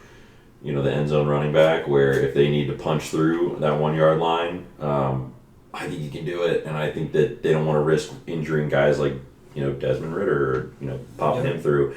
Tyler Joe's a little younger, having a kind of like what I said earlier for I think Miles Sanders, having that veteran running back there. I think just kind of catapults him to higher levels. I think the Falcons would also be able to pay him. Yeah. Well, Algier also. Algier. Yeah. Is a very similar running style to Fournette, so I think that would actually be a pretty good fit to me as well. So I like it. Good. He'd be a good mentor for Algier for sure. We've made it. We did it. Running backs are done. Yeah, that was the biggest portion for sure. Yes. Thank you for hanging in there with us. Yes. We have more content to come. I think these ones are going to be top of the wide receiver. There's some interesting ones in there. But I think the tight end one we can hit pretty quickly. Yeah, there's not a lot of tight ends out there. I think the biggest one would probably be Mike Gesicki. I agree. The release from the Dolphins. I think he has the most athletic profile, which, in my opinion, when you're looking for tight ends, especially for fantasy, you want to find really athletic tight ends who be able to find themselves in a good situation. And so I'll just jump in, obviously, first. I'm going to... Actually, for prediction side, and we can start there, I think he would probably be a good fit for the Washington Commanders. I think they might go after him. Logan, oh my gosh, I can't think of his last name. The tight end that was been there for a couple years. He transitioned Logan Thomas. Yeah, from quarterback. Yeah, Logan Thomas. He has been good, not great, but he's been injured quite a bit, and so I think they need to look at a replacement for him. What is he, 32 now? Yeah, he's running up there too. Very big. But the Commanders, they're looking to they have some great options out there. If they added a tight end as another option that, especially Mike Gesicki, that is very flexible and can do some different things, I think it would be very interesting. Especially be a really good thing for a potential younger QB that might be coming in for them. So yeah, absolutely. Sam Howell's going to need some targets. Mm-hmm. Yeah. He's got good wide receivers, but it's always nice to have that blanket tight end. The blanket tight end, for sure. I've got him going to the Giants. I know Daniel Bellinger is there, and that's great, and he had a good rookie season. But at the end of the day, tight end is just kind of a position that you're going to need multiple of anyway. Yeah. It's always good to have two good ones on the roster. They get hurt a lot. They're forced to do a lot of blocking and a lot of receiving. So they take all the kinds of hits that you could possibly take as a football player. And then on top of that, I do think Gesicki is an upgrade over Bellinger anyway. And in this system, the Giants really don't have another tight end. So I think they're going to need one. Yep. Great little target for Daniel Jones. So for almost the exact same reason, I think he's going to go to the Broncos. I know you guys have Albert O. You guys drafted two rookie tight ends last year. I don't think Albert O is necessarily panning out the way that kind of everybody wanted him to. Greg Dulcich. Weird Al Greg Dulcich. I think he is. He's athletic. Yeah. But I really think that kind of like what you said, Mike Gesicki is an upgrade to him. Sure. But really the big reason why is it's very obvious you guys are trying to build the team around Russell Wilson. I mean, you guys paid him a lot of money. You're bringing on a coach you have to. There's no other choice. And there's nothing wrong with that. I think that Russell Wilson, I hope, is going to have a better season because you guys are gearing the offense more towards him. You hear that, Russell? Come on, man. Dude, we're rooting for you, dude. Oh, come on, man. Just stop being cringe, dude. Two Broncos fans and a Seahawks fan here. We love you. Yeah, help us, help you, man. Yeah, I want to love you. I think Mike Gesicki is kind of like younger Jimmy Graham, right? And Jimmy Graham jammed really well with Russell Wilson, and between him and I can't remember why I can't draw a name. Will Dissly. Oh yeah. So kind of would look like a similar thing with Jimmy Graham, Will Dissly, Greg Dulcich, and Mike Gesicki. Mm-hmm. I think Mike Gesicki also brings in that like raw athleticism that you guys really need as a receiver. Yeah. But he's also a great blocker. So I just think he'd be an outstanding fit, and he would really just, with Russell Wilson, catapult you guys to the top. Hopefully, maybe we'll see. Love it. I think Ethan and I kind of would like to see Mike Gesicki in a similar place. We had the Jets. Yeah, I'd love to see him go to the Jets and play with Aaron Rodgers. Assuming Aaron Rodgers goes over there, I think it'd be a really fun team to have Breece Hall and Mike Gesicki and Garrett Wilson and Aaron Rodgers and Elijah Moore. I mean, there's just a ton of weapons, and just see what can happen, in New York. Tyler Conklin's kind of getting old. He's kind of up and down. He had some solid games. You know what? He's Old Faithful. Well, and he's not the athletic freak thing that he is. He is, more of the Dalton Schultz type. He's kind of like the Blob, man. He just gets on there. He is. He's on there. I mean, he does some things sometimes, but like you're going to get 8 points out of Tyler Conklin, but you're not going to have a 30-point game. No, exactly. Yards after catch are going to be 2. Yeah, if he falls forward. I think he'd be good there too. I think that he'd play a really interesting role. Clearly has good hands. I think that'd be a really, really fun spot. Yeah. I personally put down. I think we'll talk about the next person here, but Dallas Cowboys I think are going to lose Dalton Schultz, which we're going to talk about next. But I think that would be a really cool replacement with Mike Gesicki to be able to open that offense a little bit more. Dalton Schultz is really good in that particular offense because of the volume that he's receiving. He's a good route runner, but Mike Gesicki is very athletic, which you talked about at the beginning, and would, I think, flourish because you get a lot of volume they want to run the ball more, play action pass, get him open, see what he can do with that athleticism. I don't disagree. So, no, I love it. I think it'd be a great fit for him in that role. Although I would be a little sad if they didn't sign my boy Dalton Schultz and then they immediately turn around and spend on a tight end. Yeah. But that is the business of the NFL, so it is what it is. Speaking of Dalton Schultz, there you go. Good transition. He's literally on here. I think we're all in agreement that he's not going to stay with the Cowboys. He's gone. Yeah, he's gone. They have a lot of cap space that they have eaten up with those big contracts that Jerry Jones loves to shell out, and obviously, thanks, Zeke. Some of these younger guys are coming up that are really going to need a big contract. They deserve a big contract. I just think Schultz is going to be a casualty of the whole Jerry Jones paying everybody to keep him there. He thinks that money buys friends, but I think that Dalton Schultz is he's a brainy guy. I think you brought this up earlier. He's a little more of a smarter guy, not as much of a physical freak. Absolutely. I think he's going to go to the Patriots, especially with them getting rid of Jonnu Smith. I think he's a good 1-2 punch with Hunter Henry. They're both smart. They can learn a really high-powered, skilled offense that requires a lot of brain power to actually be able to excel in. I think he's going to be a good fit for that. So, yep, and I'm 100% with you on that. I think that the New England Patriots would be a great fit for Dalton Schultz. He will not be, as I mentioned, nearly as productive as he was with Dallas, but he might get some decent targets there, hopefully. So. No, I agree. Definitely. I'll jump with mine. It's both prediction and where I actually would think he would be best for fantasy, and it's always kind of like these type of things. Dalton Schultz going to Detroit Lions. I think they have an up-and-coming offense with Jared Goff and the weapons they already have there. And they just traded their tight end last year to the Vikings, so they need a replacement to be able to fill that role and add some decent volume when T.J. Hawkinson was filling that role. So I think Dalton Schultz would be a good replacement, give you an option to have that security blanket in there, good route runner, good catch some passes, and take that middle of the field and allow some of the outside wide receivers do what they need to do. Yeah. No, I would love to actually see him go to the Lions as well. So I actually think they're going to be a very productive offense, and he'd get a lot of end zone opportunities. Yes, he would. Yeah, Yep. I really think so. Especially, again, like you said, losing Hawkinson. Yeah.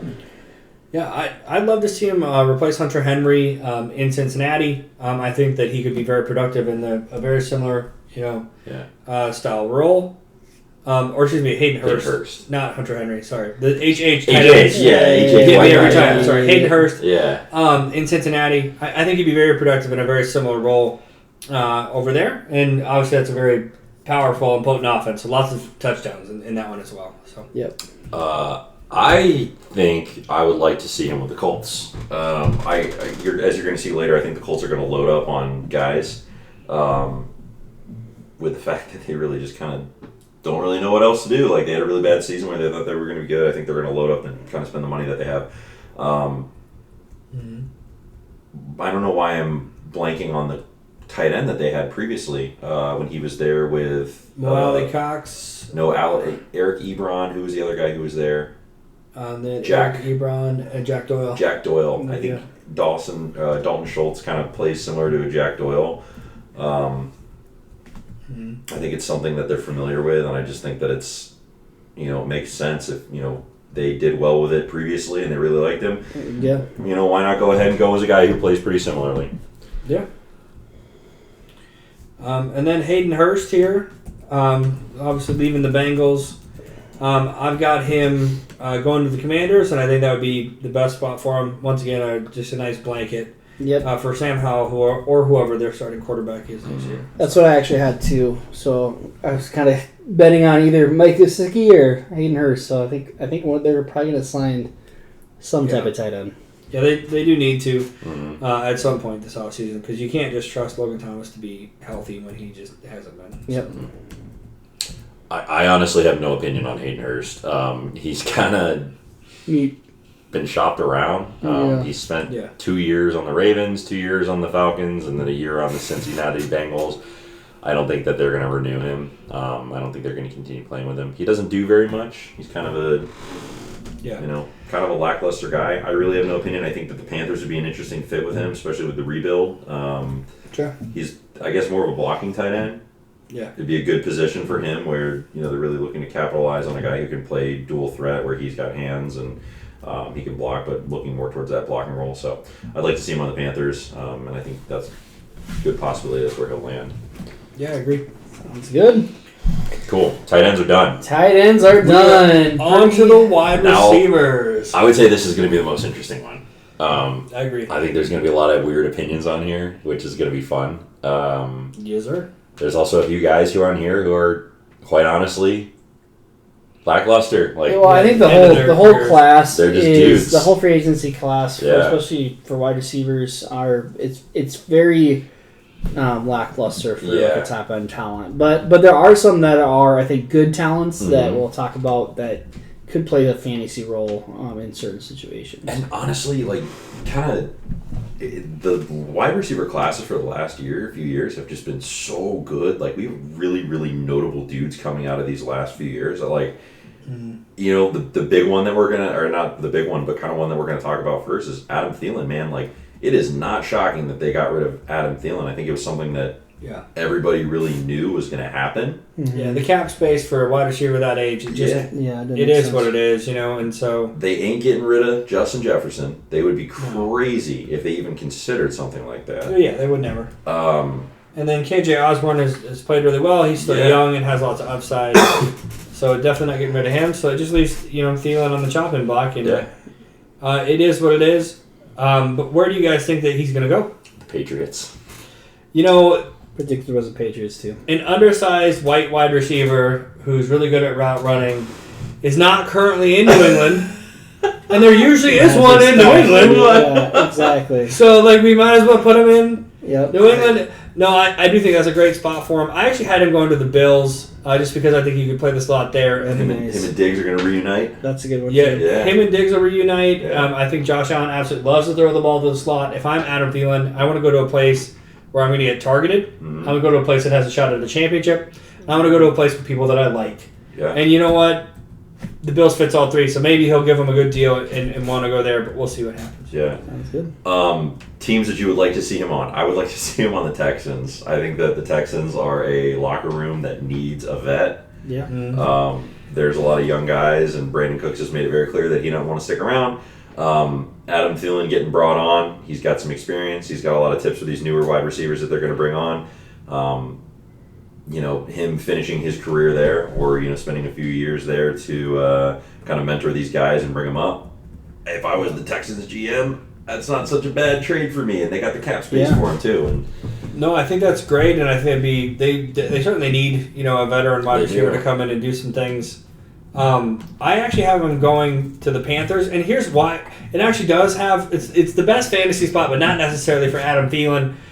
These young quarterbacks that are going to get drafted, they need some weapons. So I went ahead and put 3 wide receivers on the Panthers because they have no real wide receivers, and I just want to see them sign some people because I feel so bad for Bryce Young or C.J. Stroud or whoever comes in who's going to be throwing the ball to Terrence Marshall and Lavisco Chenault, whose I'm probably not saying. I think Chenault's pretty easy to throw to. I think Terrence Marshall is going to be monstrous. You guys really think that Terrace Marshall and Chenault are starters in the NFL? I don't know about Chenault, but I know. All thing I'm going to say with Chenault is it doesn't take much to throw on the ball because he's always at the line. He's always at the line of scrimmage, so it's a pretty easy target.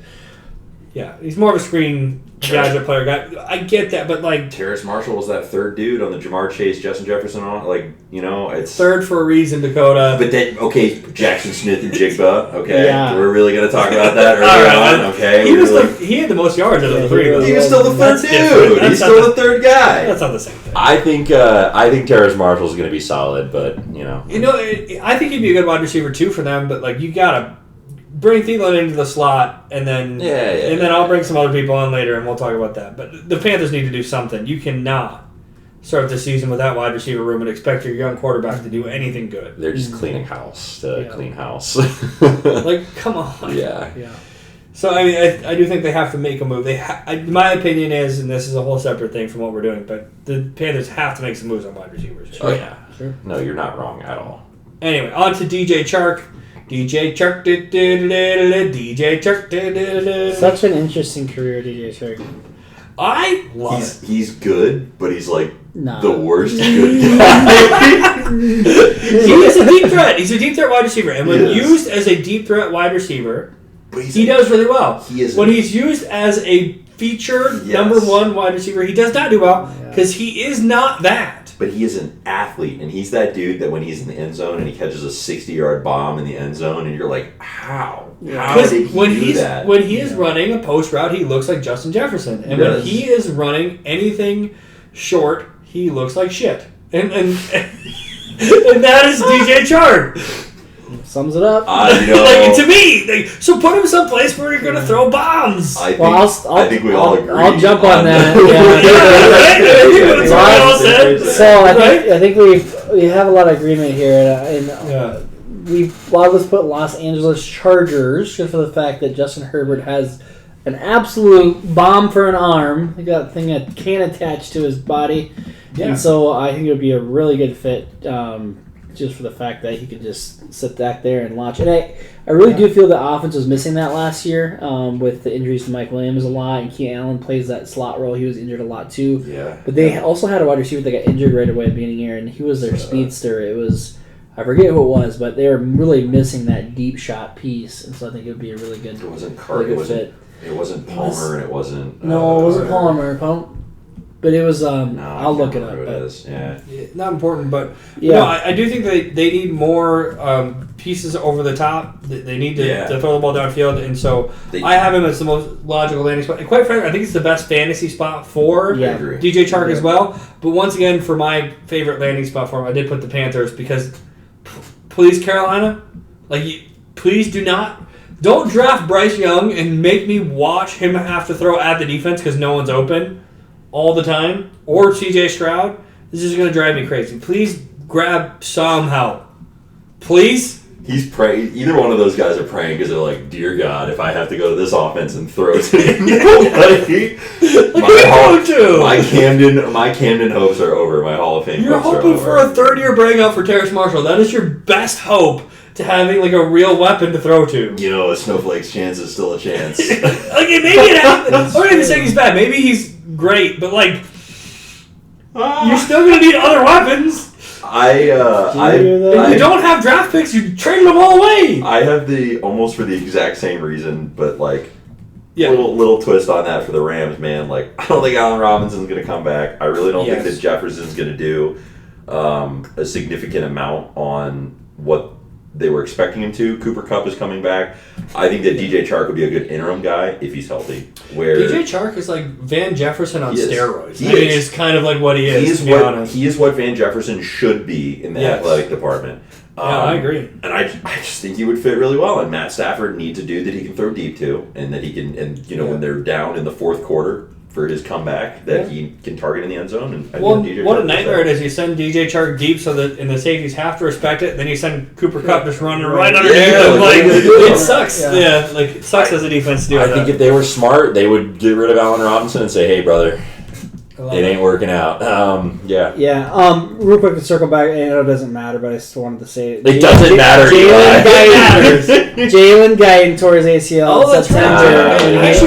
I forgot all Okay, about so it. it does matter. In a 54-yard bomb, he tore his ACL. So he was Did he a catch deep, the ball? He did. Right. Deep play threat. Sacrifice the body. Yeah. They missed that all year, so that would be I tell you what, with this whole new thing with the Ravens trading staff like screwing up and getting their wide receivers hurt all the time, someone needs to look into the Chargers training staff because Mike Williams, Keenan Allen, Jalen Guyton, I mean, come on now. He's falling apart. Can't keep him healthy. Keep him healthy. Anyways. On to Allen, the Lizard Lazard. I don't really have that much to say about Allen. Ooh, I'm excited. I'll jump in real quick because I think he's a good wide receiver to average. Not really special in the wide receiver like speed score or like even getting open. I think he's good. He's a big body, good end zone target. But I think the biggest asset that we talked about before the podcast, he's a great run blocker, and he would do really well with that in the Packers. So I think looking at somebody that wants to run the ball well, and I'm assuming that Lamar Jackson will be back. This is what we predicted. But Baltimore Ravens is my prediction and where I want Allen Lazard to go, because I don't think he's going to have much of a fantasy impact anyway, so might as well put him on a team that will have a overall impact on the offensive team. So I would just like to throw this out there. He is coming off of a career high season. So he has a lot of career highs in this one with receptions, yards, had a few less touchdowns. Well, Devontae finally wasn't there to steal all of his thunder. Yes. But Christian Watson stole some He of also his thunder. was doing he had a good, like midway through the season when Christian Watson really broke out is when he saw his production kind of start to dip below too. Yeah. So I think if you have anybody that's competent or has more talent, I think he's going to be above him in the pecking order pretty quickly. His potential's high. Yeah, he's got high potential. I'm going to be honest. I don't know where he's going to land. Like, it's just one of those guys that Yeah. I mean, it's going to be interesting to see where he goes. I think that Dallas is a really good fit for him, just because they need really a wide receiver too. Yeah. And then Mike McCarthy's talking about how they want to run the ball a lot more. Yeah, that's true. I can't imagine a better, wide receiver pickup, to run the ball more and to be your wide receiver too than Allen Lazard. Yeah. Where I'd like to see him go though is actually the Atlanta Falcons. They have some trees over there. They do. Between Drake London and Kyle Pitts. I would love to see him. You know what? If you're going to do it, just commit to it. Let's bring in 6'4" Allen Lazard and just round out our wide receiver room. Just block it away. We're going to have 6'5". 6'5". Sorry, didn't mean to short you there, Allen. Put offensive linemen out there. Why not? Look, if you're going to do it, though. Athletic tackles, 350 pounds. Put them out there. If you're going to do 2 tight end, 2 wide receivers, single back looks, I can't imagine a better lineup than Drake London, Allen Lazard, Kyle Pitts, Jonnu Smith, and Tyler Algier. I mean, that's a big, burly team. You heard that, Falcons. Eli is looking for a job. Yeah, It would be great for you guys. He's got some novel ideas for you guys. The most athletic players who are not good at football. Exactly. Yes. I would like to see Allen Lazard go to the Titans. I think that kind of with what happened with Robert Woods and the whole thing with what's his name? Treylon Burks? No, who's the other? Oh, the guy with I hate to say this, but a nightmarish name. I can never pronounce the name. The one that you were really big on. Chig? No. Is that it? Reynolds? Oh, no. The one that I was really big on is the tight end, Kyle Phillips. Kyle Phillips. I think Not that... the tight end.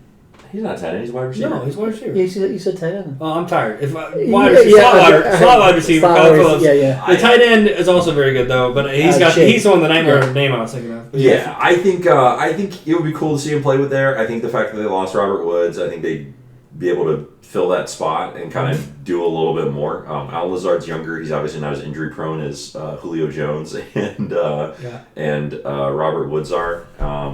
And, it takes some of the pressure off Treylon Burks, who is currently the only dude over there who's actually doing anything. I mean, Kyle Phillips in the slot, Allen Lazard is the wide receiver 2, Treylon Burks is wide receiver 1. All of a sudden, you have real weapons for Ryan Tannehill again, which would be nice. And Chig, And Chig. Don't forget about Eli. Will not let us forget about Chig, which we should not. No, we should not. I think it'd be cool to see him there. I think that'd be a neat landing spot for him. Awesome. No, I love it. I think it'd be a great spot. Rolling on. I think these next two are going to be probably the cream of the crop when we're talking about for free agent wide receivers.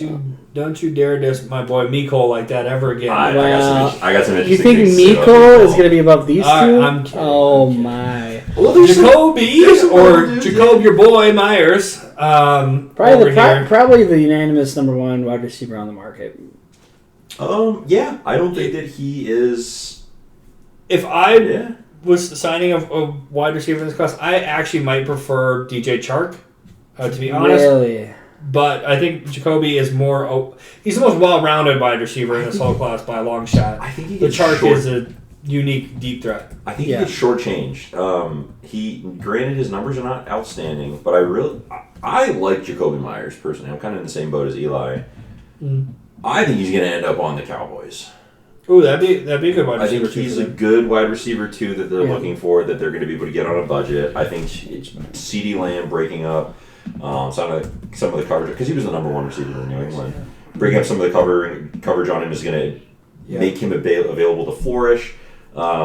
And when that Mike McCarthy system, he can kind of play the Randall Cobb, and then CeeDee Lamb gets the Devontae Adams role, and we're kind of, you know what I mean? Like, it makes a lot of sense, actually. I like that. I like him. I also think that he fits into their cap really well, where he is not going to bring on a massive premium that, is going to cripple them like the Chiefs are crippled. The Chiefs are crippled. Yeah, there's actually quite a few teams that are constantly on the edge of the cap, but with the new cap rules, they're making it work. And they will pay for it eventually, but they're making it work for now. They're going to make it work. A lot of moving around people. And Eli, you have him going to...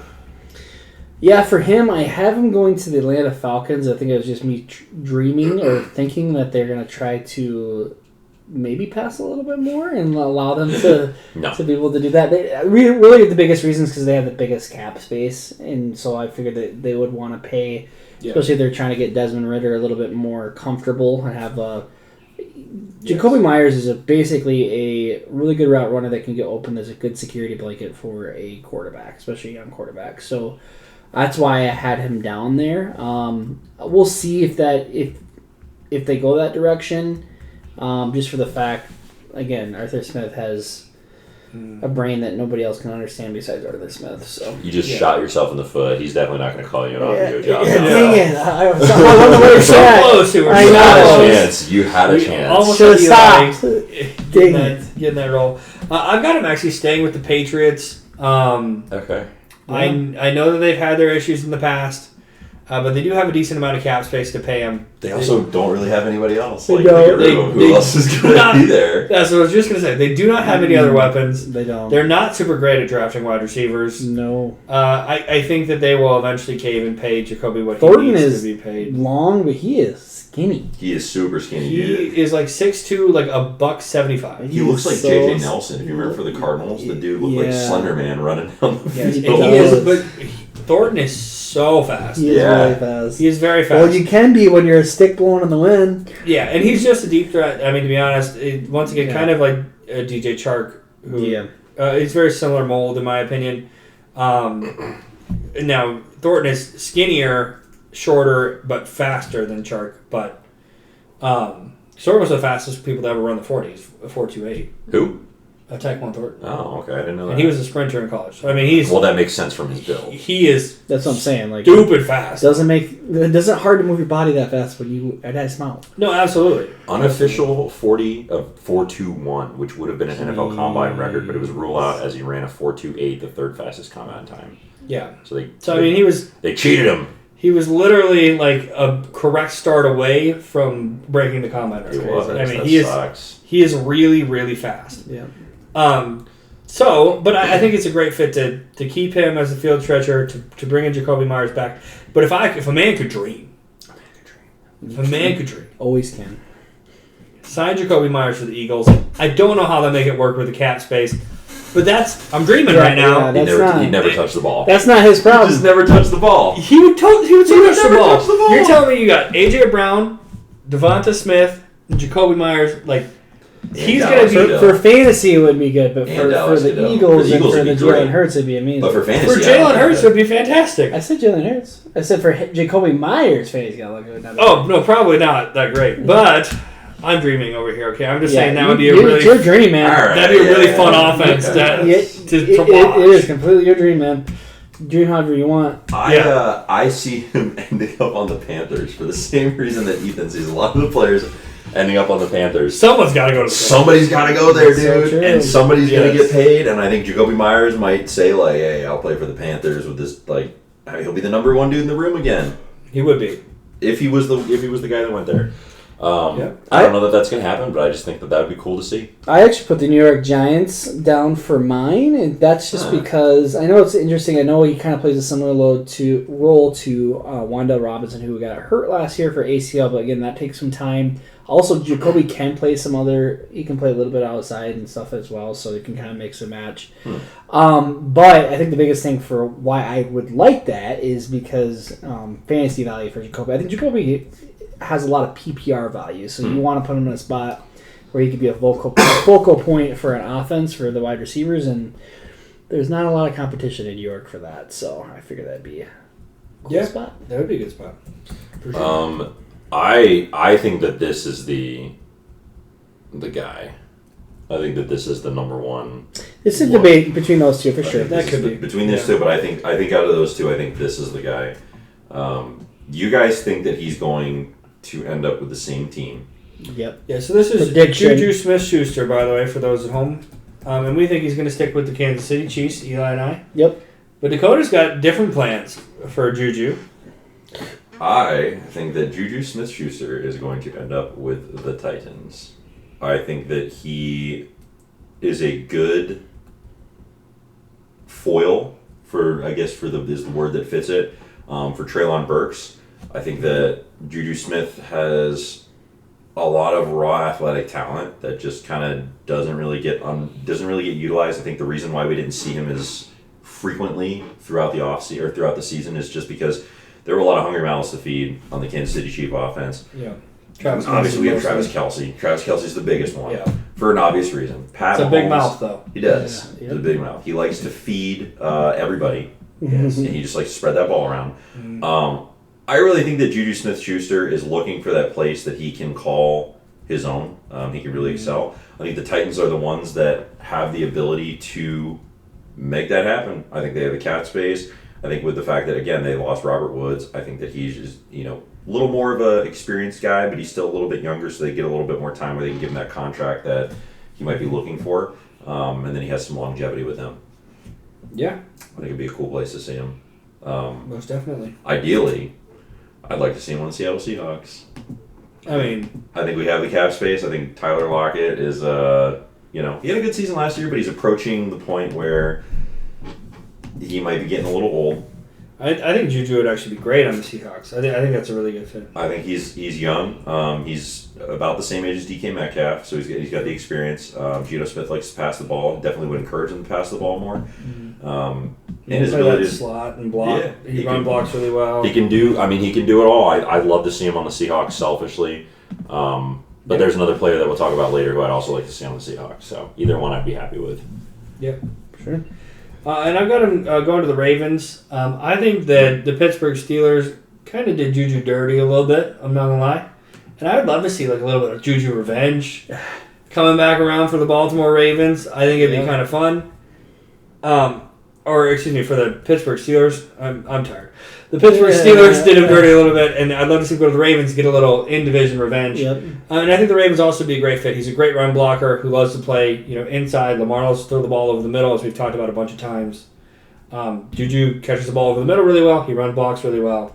Yep. Be a good little combo, assuming Lamar's coming back to Baltimore. Assuming. Which we do assume will happen. But. I threw a one out there that for what I would like, kind of a little bit different. I know Justin Jefferson does play the slot quite a bit. Juju does as well, but I think they both are a little bit more versatile. Like Juju can play the outside, and he has played the outside. Absolutely. And so I thought it'd be really cool to have him on the Vikings team and have another somebody across from Justin Jefferson that actually could provide a little bit of relief from him. With again, Adethula did an alright job, but last year with the aging and some injuries didn't hold up very well. So I think they're looking for a kind of a running mate. I think that would be a pretty cool offense to have those two kind of back to back. Cool.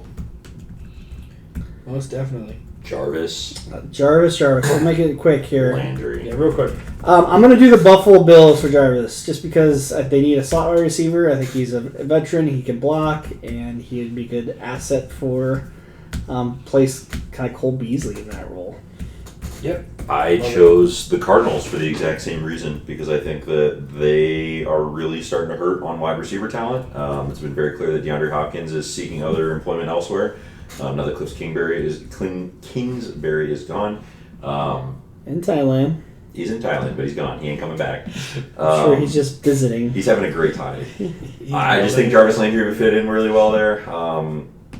For pretty much the same reasons. I'd ideally like to see him go to the Cowboys. Again, for the same reason that I would like to see Jacoby Myers over there. Yeah, and then my philosophy on Jarvis is very simple. I think that he's going to go wherever Odell goes. I was laughing at earlier. That's what I was laughing at. He's going to go wherever Odell goes. Yeah. Last time they were in free agency together, he's like, wherever you want to go, bro. And so wherever Odell goes, Jarvis is going to follow. They were best buds at LSU. They were best buds at the Browns. None of that worked out all that well. They didn't win a championship, and then they were not great with the Browns. But they're both in free agency again. They're both veterans now. They both want to go to a contender. They both want to win. Why not do it together? Jarvis will probably go and take whatever contract he can wherever Odell goes, is my prediction. I like that. I like it. They're going to be able to afford both of them. Yeah, I think Jarvis should be pretty cheap nowadays. Can we do Odell next since we're already talking about him? Yeah, go ahead. All right, sure. So currently on the Rams, I think he's going to end up in Kansas City. I think the reason why is because he's looking for a trophy. And I think that a lot of cap space is going to get cleared up this year. Yep. With another player that we've already talked about, which is Juju Smith, and then the one that we're going to talk about next, which is Mecole Hardman. I think Odell is really trying to get that ring. Kansas City has one of the highest chances of getting a ring because they're currently the reigning champions. Yep. So I think it's inevitable that he'll end up there. Plus, he's really talented. He'd fit in the system really well. I'd like to see him at Seattle. He's the other guy that I was talking about. I think it'd be another foil. If we're not going to do Juju, I'll go with Odell. I like it. So I think Odell would be a good fit on the Philadelphia Eagles. Obviously, they have to do some cap magic, and they certainly couldn't have both, Odell and Jacoby Myers, but one or the other would be great. Who would you rather them have? Probably Jacoby Myers, actually. Who would you rather them have? Jacoby Myers? Me? I don't know, actually. For the Eagles probably would... I think Odell maybe. Look, Odell's going to the Eagles. He's going to the Bills, or he's going to the Kansas City Chiefs. He's going to a team that's going to have a Super Bowl ring in the next year. Well, that's already been. Yeah, so I'll just jump to my. That's where I have mind where I predict him to actually go as Buffalo Bills. He's been rumored to go, wanting to go there already. I think Josh Allen with that arm and having Odell as a deep threat would be amazing. He still has that speed. He showed it off with some workouts here recently, and.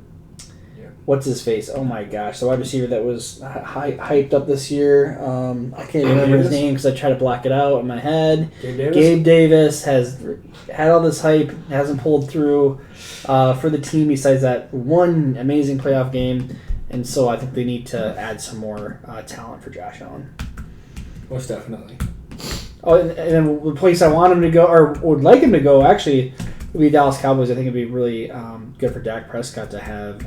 Which there have been some conversations about that. It has been. That might be think more it's realistic than you think. Hopefully. I know. I think it's fallen apart a little bit, but I would really like it. But. Yeah. We got 2 left, actually, so we want to talk about... My favorite wide receiver. Yeah, why don't you bring that one up? Mecole Hardman, the absolute stud who would have had 10,000 yards had he not been injured. Basically a Tyreek Hill clone. Basically a Tyreek Hill clone. That got left in either too long or too short in the cloning machine. We're not sure. We tried both and it doesn't work. No, look, Mecole Hardman is an elite athlete with his speed. He is. Now, he has not been an elite wide receiver, and I think that we're past hoping that in his 5th year now, obviously, that he is an elite wide receiver, and that's okay. Oh, so we're okay with saying that about Mecole Hardman, but we can't say that about David Njoku, huh? Okay, it's crazy how there's a double standard on here. David Njoku is a top 10 tight end, buddy. That's between you two. I'm just saying. Mecole Hardman's a top 70 wide receiver, and Njoku was a top 12 tight end. There's like 6 tight ends in the NFL. There's technically, actually. Back to my boy, Mecole Hardman, okay, who I think will end up back in Kansas City in a very similar role to what he had last year, where he is mostly a gadget player and he is mostly a return specialist. Yep. But that's not what I want to happen. That's not what needs to happen to Mecole Hardman. I think the Carolina Panthers, who are going to be in desperate need of wide receivers, shocker, go out and find their wide receiver 1. You heard me say that, right? Wide receiver 1, better than Terrace Marshall or LaViscal Chenault. I mean, okay, Mecole Hardman might not be great, but he's better than those two. I'll make you a bet right now. If he goes to the Panthers... If he goes to the Panthers, Terrace Marshall will end up with more yards this year than Mecole Hardman. That's such an if-then type of bet. Because we're gonna take this bet, but I'm that confident that it happen. What is the bet? Like, what are you guys betting? Like, what happens? Who wins? And I have no idea. The usual bet. The usual bet. That's fair. Okay. Yeah. All right. Anyway, so that's what I want to happen. I want him to go to some place where he's actually used, and he was getting used a decent amount actually in Kansas City, but he immediately got hurt, which might be partially due to a small frame, which is part of the problem and why he's been a gadget player over the years as well.